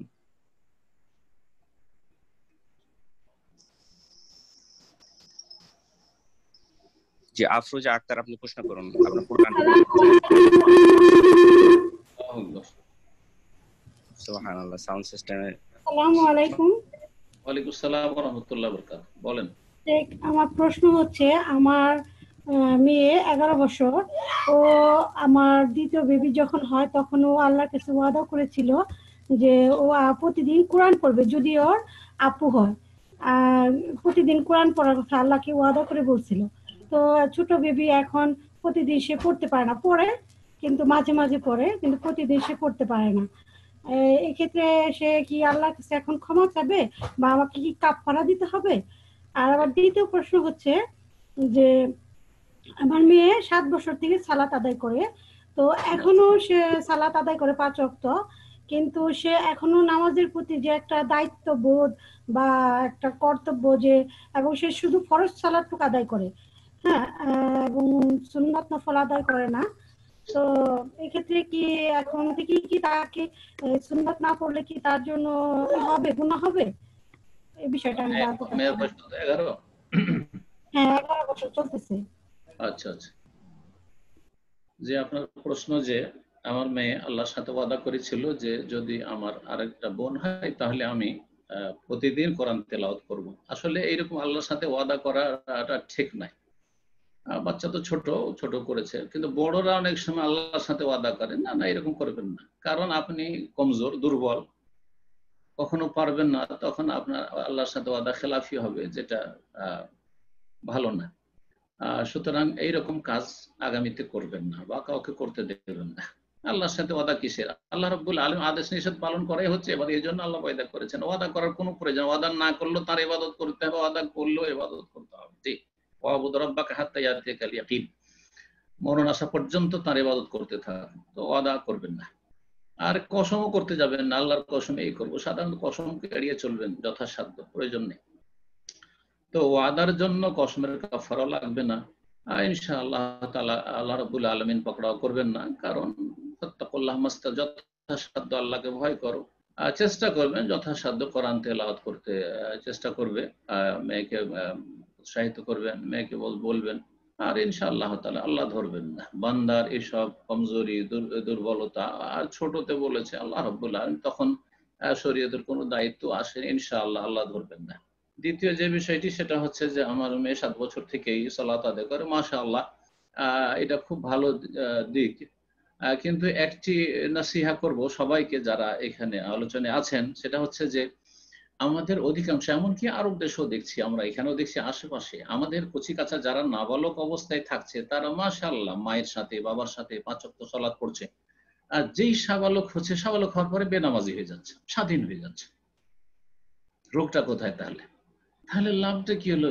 এইরকম করি না, মোটেই না, এটা চলবে না, এটা চলবে না। তো এমন ভাবে তরবিয়ত করবেন যে ঈমান ইসলামটাকে যাতে অন্তরে আপনি বসিয়ে দিতে পারেন, বদ্ধপরিকর হয়ে যায়। তো আল্লাহ রাব্বুল যেন তৌফিক দান করে, এর জন্য দোয়াও করতে হবে এবং ভালো তরবিয়তের চেষ্টা করতে হবে। স্বামী স্ত্রীকে নেক হইতে হবে এবং ভালো তরবিয়ত, ভালো নসিহা করতে থাকতে হবে, ভালো তরবিয়ত করার চেষ্টা করতে হবে। ইনশাআল্লাহ আল্লাহ তৌফিক দেবে। ইলম শিখাইতে হবে, দিনমুখী করতে হবে, দিনই বই পুস্তক পড়াইতে হবে, দিনই আলোচনা শোনাইতে হবে ইত্যাদি। এক কথায় যথাসাধ্য চেষ্টা করলে আল্লাহ ব্যর্থ করবেন না ইনশাআল্লাহ। তো এটা যেন হয়। আর তারপরে ফরজ সালাতগুলি শুধু আদায় করছে আর সুন্নত আদায় করছেন না। ফরজ সালাত আদায় করলে সর্বনিম্ন নাজাত ইনশাআল্লাহ পেয়ে যাবে, কিন্তু এটাকে এত হালকা ভাবে নেবেন না। আমার এই কথা বলার উদ্দেশ্য এই নয় যে আপনার সুন্নতের গুরুত্ব কম করবেন, সুন্নতের অনেক বড় ফজিলত রয়েছে। সুন্নত হচ্ছে ফরজগুলির সাজ অলংকার। আগে কিছু সুন্নত পড়লেন, পরে কিছু সুন্নত পড়লেন, মাঝখানে কত সুন্দর হয়ে আপনার সুরক্ষিত আপনার ফরজটা। কিন্তু যারা সরাসরি এসে ফরজে লাগে, ফরজ পড়ার পরে সাথে সাথে টান দেয়, তাদের কোয়ালিটি অত ভালো হয় না। এই জন্য সুন্নতগুলি ফরজের জন্য জিনত বটে, অলংকারও বটে। ওর কোয়ালিটি, খুশু আলাদাই হবে। যে ব্যক্তি আগে থেকে কিছু সালাত পড়ে ফরজ ইবাদতের জন্য, ফরজ সালাতের জন্য অপেক্ষা করছে, আর তারপরে ফরজ সালাতের পরে আবার কিছু সালাত পড়লো, তাদের ইবাদতের কোয়ালিটি বা সালাতের কোয়ালিটি অনেক উন্নত। সুতরাং যথাসাধ্য উৎসাহিত করার চেষ্টা করেন। আমাদের বাচ্চারা আলহামদুলিল্লাহ, আমার বাচ্চা একটা 11 বছর, একটা 10 বছর, সুন্নত গুলিকে সাথে নিয়ে পড়ার চেষ্টা করি, কারণ একা একা ছেড়ে দিলে ওরা তাড়াতাড়ি পড়ার চেষ্টা করে, তো সাথে সাথে নিয়ে পড়ার চেষ্টা করি। তো আল্লাহ রাব্বুল আলামিন যেন ভালো তরবিয়তের তৌফিক দান করেন ইনশাআল্লাহ। যেমনটা বললাম যে আল্লাহ ধরবেন না, তবে বড় হওয়ার সাথে সাথে, সাবালিকা বা সাবালক হওয়ার সাথে সাথে যাতে করে ফরজের সাথে সুন্নত গুলো গুরুত্ব সহকারে পড়ে, আর বিশেষ করে বেতরটা যেন অবশ্যই না ছাড়ে, কারণ বেতর যতগুলি সুন্নাত আছে তার মধ্যে সবচেয়ে বেশি তাকিদপূর্ণ সুন্নাতে মুআক্কাদা, বরং হানাফি মাযহাবে ওয়াজিব। সুতরাং ওয়াজিব আর সুন্নাতে মুআক্কাদাও কাছাকাছি। হানাফি মাযহাবের ওয়াজিব আর অন্যদের কাছে যেটি সুন্নাতে মুআক্কাদা কাছাকাছি কিন্তু বিধান, এই জন্য খুব গুরুত্ব দিবেন। ফজর 2 রাকাত সুন্নাতের গুরুত্ব দিবেন, আর বাকি সুন্নাত গুলো পড়াবার চেষ্টা করবেন ইনশাআল্লাহ। আল্লাহ যেন আপনাদের নেক নিয়ত পুরা করেন এবং আল্লাহ রাব্বুল আলামিন যেন ছেলে মেয়েদের ভালো তরবিয়তের সকল ভাই বোনকে তৌফিক দান করেন। আমিন, জাযাকাল্লাহ খায়র। তো আজকে সর্বশেষ প্রশ্নটা অ্যাকচুয়ালি আমাকেই করতে হচ্ছে, কারণ কোন এক ব্রাদার লাইনে আছেন সিরিয়াল মোতাবেক প্রশ্ন করার জন্য, যদি ওনার নামটা আমি জানি না, আনমিউট করতে পারছি না। তো ওনার আল্লাহ সুবহানাহু দান করেছেন, তো আকিকা সম্পর্কে উনি জানতে চেয়েছিলেন যে আকিকা এটাকে 7 দিনের দিনই দিতে হবে না 7 দিনের ভিতরে দিতে হবে বা 14 দিনের ভিতরে, এই সম্পর্কে তো উনি একটা বিষয় জানতে চাচ্ছেন। দেখেন, আকিকা 7 দিনেই দিতে হবে যারা বলছে, এটা বেশি বাড়াবাড়ি হয়ে যাচ্ছে। আর 7 দিনের মধ্যে দিতে হবে এই কথাটি ভুল। 7 দিনের মধ্যে দিতে হবে নাই, বরং 7ম দিনে ইয়াউমা সাবিহি রাসূলুল্লাহ হাসান হোসেনের আকিকা দিয়েছেন 7ম দিনে। তো যেই দিন জন্ম হয়েছে সেই দিন থেকে শুরু করে সেই দিনটা একটা দিন ধরবেন, যদি সূর্য ডোবার আগে হয় তাহলে এই ধরে 7ম দিনে আকিকা দিবেন, এটি হচ্ছে উত্তম সুন্নাত। আর সেটা যদি সম্ভব না হয় তো যে কোনো দিনে ইনশাআল্লাহ তাআলা দিতে পারে। 14 আর 21-এর হাদিস আছে, কিন্তু হাদিসগুলি যায়ীফ বলা হয়েছে। আর একটি হাদিস আছে যে রাসূলুল্লাহ নিজের আকিকা নিজেই দিয়েছেন, অন্যরা যায়ীফ বলে আল্লাহ আলবানী হাদিসটিকে সহিহ বলেছেন। সুতরাং আল্লামা আলবানী, শাইখ ইবনে বাজ, ইবনে উসাইমিন রাহিমাহুল্লাহ জামিআন তারা সকলে বলছেন যে সুন্নতটা তার ফত হয়ে গেল, ছুটে গেল 7ম দিনের, কিন্তু যে কোনো সময় আকিকা দেওয়া যেতে পারে, ছোট বড় সকলে যার আকিকা হয়নি। এটি হচ্ছে মধ্যম পন্থা এবং আরব সমস্ত বিশ্বের সবচেয়ে বড় আলেমদের ফতোয়া নকল করলাম। আশা করি এইভাবে আমল করলে ইনশাআল্লাহ অসুবিধা নেই। কিন্তু একবার দুবার এরকম হতে পারে, আপনি সবগুলি ছেলে মেয়ের এরকম 7 দিন কেন পার করবেন? 7ম দিনে দিয়ে দিবেন, 7ম দিনে দিয়ে দিবেন, যথাসাধ্য সহিহ সুন্নাহ আমল করার চেষ্টা করবেন। জাযাকুমুল্লাহ খাইর। বারাকাল্লাহু ফিকুম শেখ। আর আগামী সপ্তাহে কি আমাদের প্রোগ্রাম থাকছে কিনা সম্পর্কে একটু যদি বলতেন, কারণ যেহেতু জাস্ট ঈদের 3 দিন পর রবিবার আসতেছে, শুক্রবার আমাদের জি জুমাবারে ঈদ হচ্ছে। জি, আমাদের এখানে আমার আলহামদুলিল্লাহ কোনো অসুবিধা নেই, আমার এরকম ব্যস্ততা নেই যে আর ঘোরাঘুরিও নেই আমাদের আলহামদুলিল্লাহ, আর কোথাও সফরও নেই, যেহেতু সফরে এখন খুব ভালো না, যার ফলে আমার পক্ষ থেকে কোনো অসুবিধা নেই। কিন্তু আমি ভাবছিলাম যে আপনাদের যেহেতু খুশির দিনগুলি, তারপরে বাচ্চাদেরকে নিয়ে বিনোদনের দিন, তো অনেকে হয়তো বাইরে যাবেন, যদি এরকম কোনো কারণ থাকে তাহলে ঘোষণা দিয়ে দেন যে হবে না। আর যদি মনে করেন যে আমাদের দার্সটা চালু থাক সংক্ষেপে হইলেও, অসুবিধা নেই, সেটাও করতে পারেন। শরীক হতে পারলো, না পারলো সমস্যা নেই। তো যেটা ভালো মনে করেন, অসুবিধা নেই আমার পক্ষ থেকে ইনশাআল্লাহ। ইনশাআল্লাহ আমরা ফেসবুক পেজের মাধ্যমে আমরা ঘোষণা জানিয়ে দেবো ইনশাআল্লাহ। জাযাকাল্লাহ খাইর শেখ। তো শেখ আজকে শুধু একটা বিষয়ে আমি জানতে চাচ্ছিলাম যে আমাদের দেশে যে ভাই বোনরা আছেন তার আরাফার দিন সম্পর্কে, রোজার সম্পর্কে একটু কনফিউজ, কবে তারা রোজা রাখবে এটা যদি একটু জাস্ট বলে শেষ করে দিতেন ইনশাআল্লাহ। জাযাকাল্লাহ খাইর। আল্লাহ বিষয়টি নিয়ে এত মানে আমাদের আহলে হাদিস আলেম সমাজ একটা রোগ তুলে ধরি আমাদের আহলে হাদিস সমাজে। হানাফি সমাজে, দেওবন্দি সমাজ হোক, কওমি সমাজ অথবা বেরেলভি সমাজ হোক, তাদের কিন্তু একটা কেন্দ্রীয় স্থল আছে। যেমন কওমি দেওবন্দিরা, ওলামায়ে দেওবন্দ থেকে কি ফতোয়া এসছে বা হাটহাজারী থেকে কি ফতোয়া এসছে, যথেষ্ট, সবাই কিন্তু মেনে নেবে মোটামুটি। এইরকমই বেরেলভি যারা আছে মাজারপন্থী, তারা তাদের ওই বেরেলি থেকে কি আহমদ রেজা খানের ওর বংশধর বা তাদের পীরেরা চরমনাই থেকে কি ফতোয়া এসছে ও ফতোয়া মেনে নেবে চরমনাইরা। কিন্তু আহলে হাদিসরা তাদের কেন্দ্র আছে, মাশাআল্লাহ জমিয়ত আহলে হাদিস অথবা আহলে হাদিস আন্দোলন সংগঠনগুলি আছে দেশে, কিন্তু কেউ কাউকে মানে না। এটা বড় একটা দুঃখজনক দিক, বড় একটা দুঃখজনক দিক আর বড় কষ্টদায়ক দিক, যার ফলে সবাই মুফতি, মাদ্রাসা পড়া ছাড়াও আজকাল ফেসবুক মুফতি, সোশ্যাল মিডিয়ার মুফতি, গুগল মুফতি, মুফতির অভাব নেই মাশাআল্লাহ। এমন আমরা লিখছি, আজকে আমাদের একটা গ্রুপ ছিল ওলামা বাঙ্গাল, পশ্চিমবঙ্গের ওলামাদের একটা গ্রুপ ছিল, বড় দুঃখের বিষয়। ফজরের পরে 2 ঘন্টার মধ্যে দেখি যে 7টা তাতে মানে এসছে হোয়াটসঅ্যাপে, তাদের 7টা মেসেজ, আর সবগুলি শুধু তর্ক বিতর্ক। একদল বলছে যে দেশ হিসাবে 9 তারিখ, আর একদল বলছে সৌদি আরব হিসাবে আরাফা যেদিন সেই দিন, এই নিয়ে। আরে দেখি এত বিরক্ত হইলাম, শেষে সেখান থেকে বিদায় নিলাম যে এইসব এতে মানে এত মুফতিদের সাথে আমার থাকাটা আসলে শোভা পায় না। তো বড় দুঃখজনক বিষয় আসলে আপনাদের সামনে পেশ করলাম। আর আহলে হাদিস ওলামাদেরকে বলবো যে একটু শ্রদ্ধা করতে শিখুন বড়দেরকে, আর আমাদের বড়রা আছে তাদের ফতোয়া, আর তারপরে বড়দের ইখতিলাফ হয়েছে, শেখ ইবনে উসাইমিন আর ইবনে বাজ, তাদের যদি ইখতিলাফ থাকে তাহলে আমাদের ইখতিলাফ হইতেই পারে।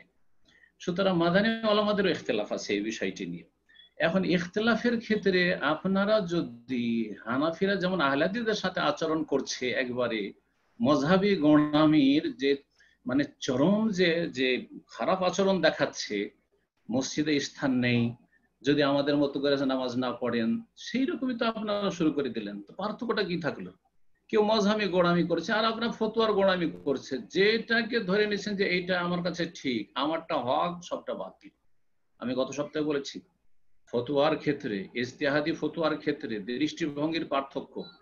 সেই ক্ষেত্রে কেউ বলছে যে আরাফার দিনের ফজিলত আসলে আরাফা হাজিদের অবস্থান করে তারা সেখানে ফজিলত হাসিল করলো, আমরা কি পেলাম? সুতরাং আমরা এই দিনের ফজিলতটা আরাফার সিয়াম পালনের মাধ্যমে পেলাম। তাদের দৃষ্টিভঙ্গি আলাদা। আর যারা বলছেন না ভাই আরাফা তো হয় 9 তারিখে, সুতরাং 9 তারিখ আমাদের হয়নি, 8 তারিখ কেন আরাফা রোজা রাখবো আরাফার দিন? সুতরাং আরাফা সৌদি আরবে কোন দিন হইলো সেটা আমাদের দেখার বিষয় না, আমরা 9 তারিখে রাখবো। তাদেরও দৃষ্টিভঙ্গি আপন জায়গায় ঠিক আছে। এখন এই নিয়ে কি একেবারে মারামারি শুরু করে দিতে হবে? ফেসবুক যুদ্ধ আর এই হোয়াটসঅ্যাপ যুদ্ধ শুরু করে দিতে হবে? আর তারপরে মানহানি পর্যন্ত পৌঁছে যাচ্ছে, যেন বড় বড় আলেমগুলো সব জাহেল, যারা তাদের বিপরীত ফতোয়া দেয় তারা সব জাহেল, কিচ্ছু জানে না। আউযুবিল্লাহ, আউযুবিল্লাহ। সুতরাং এই আচরণটি আহলে হাদিসদের বা সহিহ আকীদায় আসা অনেক ভাইদের খুব খারাপ লাগছে আমাকে, এবং খুব কষ্ট দিচ্ছে। আল্লাহ রাব্বুল আলামিন যেন সবাইকে সংযত হওয়ার তৌফিক দান করেন, এবং মধ্যমপন্থী হওয়ার তৌফিক দান করেন, এবং আল্লাহ রাব্বুল আলামিন যেন ফিকহের একটু জ্ঞান দান করেন, যাতে করে উদারতা আসে। যেমন আবু হানিফা, শাফি, মালিক, আহমদের মধ্যে উদারতা ছিল, কিন্তু এই গোঁড়াদের মধ্যে উদারতা নেই, মযহাবধারীদের মধ্যে। আপনারা তো সেই রকমই শুরু করেছেন, তাহলে পার্থক্যটা কি থাকলো? তাহলে কেন বিরোধিতা, আবার মযহাবী গোঁড়ামির বিরোধিতা? আপনাদের মধ্যে সেই গোঁড়ামি থেকে গেল না। আপনি যেটাকে ঠিক, সমাধানটা শুন, আপনি যেটাকে ঠিক মনে করেছেন সেটার আমল করে আপনি রোজা রাখুন। কে কোনটা করছে আপনাকে ওই ক্ষেত্রে বেশি কারো সমালোচনা দরকার না। আমি এটা ঠিক মনে করছি ভাই, ওই হিসাবে রোজা রাখছি। অন্য কেউ আপনার আশেপাশে আছে, তাকে চেনেন, আপনার বিপরীত সে রোজা রাখছে, হ্যাঁ অসুবিধা নেই, সে তার মতো করে রাখুক। অসুবিধাটা কি হলো? আপনার ক্ষতিটা কি হলো? এই সব ক্ষেত্রে যেখানে দৃষ্টিভঙ্গির ইখতিলাফ রয়েছে, হক বাতিল বললে চলবে না যে আমারটা হক ওরটা বাতিল। এই ক্ষেত্রে ওলামারা ফুকাহা হচ্ছে রাজি আর মরজু। খুব বেশি বলতে আমারটা রাজি, ওরটা মরজু, আমারটা বেশি প্রাধান্যযোগ্য, ওরটা প্রাধান্যযোগ্য নয়, এতটুকু বলতে পারেন। আর তারপরে তার কাছে সেটা প্রাধান্যযোগ্য, আমার কাছে হয়তো নাই। সুতরাং যে যেটাকে হকের কাছাকাছি দৃষ্টিভঙ্গি বলে দিলাম। একদল বলছেন যে যেই দিন আরাফা হচ্ছে, এই আরাফার দিনের ফজিলতকে কেন্দ্র করে সিয়াম, সুতরাং সেই দিন রোজা রাখবে। আর যদি কেউ বলছেন না সেই দিন তো 8 তারিখ থেকে যে আমাদের 9 তারিখ হয় না, সুতরাং তারা যেদিন 9 তারিখ তাদের হবে সেই দিন রোজা রাখবে। আমার এক ছাত্র আছে বাংলাদেশে, বিভিন্ন জায়গায় বক্তব্য করে বেড়ায় মাশাআল্লাহ, কিন্তু এখানে ছাত্র ছিল জানল শিক্ষিত মাহমুদ, তাকে বললাম যে ভাই ফুকাহাদের কিতাবে একটি ফতোয়া আছে, সেটা হচ্ছে খুরুজা মিনাল খিলাফ, ইখতিলাফের ঊর্ধ্বে চলে যাও। দুটো দল হয়ে গেছে, এক দল বলছে যে দেশের 9 তারিখ, আর এক দল বলছে না আরাফা যেদিন সেদিন আরাফাতে হাজিরা থাকছে সেদিন। তাহলে অসুবিধাটা কি? 3 দিন রোজা রাখলে তার তো ভালো হইলো, 2 দিন রোজা রাখলে অসুবিধাটা কি? আরে ফেসবুকে দেখলাম যে এক মুফতি, হ্যাঁ, মুজতাহিদ ফতোয়া দিচ্ছে যে আরেক বিদআত চালু করেছে। মানে 2 দিন যদি রোজা রাখতে বলে তো বলে বিদআত চালু হয়ে গেল, 3 দিন যদি বলে তো বিদআত চালু হয়ে গেল। চরমপন্থার একটা সীমানা থাকা উচিত, এটা চরমপন্থার একটা সীমা থাকা উচিত। এলেম হাসিল করুন, আর এত বেশি কথা বলিয়েন না, কথা কম বলেন আর এলেম হাসিল করুন, আর নিজে যেটাকে ঠিক মনে করছেন আমল করুন। আবু হানিফা, শাফি, মালিক, আহমদ এইরকম ঝগড়া করেনি যে ঝগড়া আজকাল ফেসবুক আর সোশ্যাল মিডিয়ায় করছেন আপনারা। আল্লাহ রাব্বুল আলামিন যেন আমাদেরকে হক বুঝার তৌফিক দান করেন এবং আল্লাহ রাব্বুল আলামিন আমাদের ইবাদত বندگی কবুল করেন। আর যদি কোথাও ইজতিহাদে ভুল হয় আমাদের অথবা অন্যদের, আল্লাহ যেন সকলকে মাফ করেন এবং সকলকে হকের অনুসারী হওয়ার অন্তরের ইখলাসের সাথে, সততার সাথে তৌফিক দান করেন। সুবহান রাব্বিকা রাব্বিল ইজ্জাতি আম্মা ইয়াসিফুন ওয়া সালামুল মুরসালিন ওয়ালহামদুলিল্লাহি রাব্বিল আলামিন।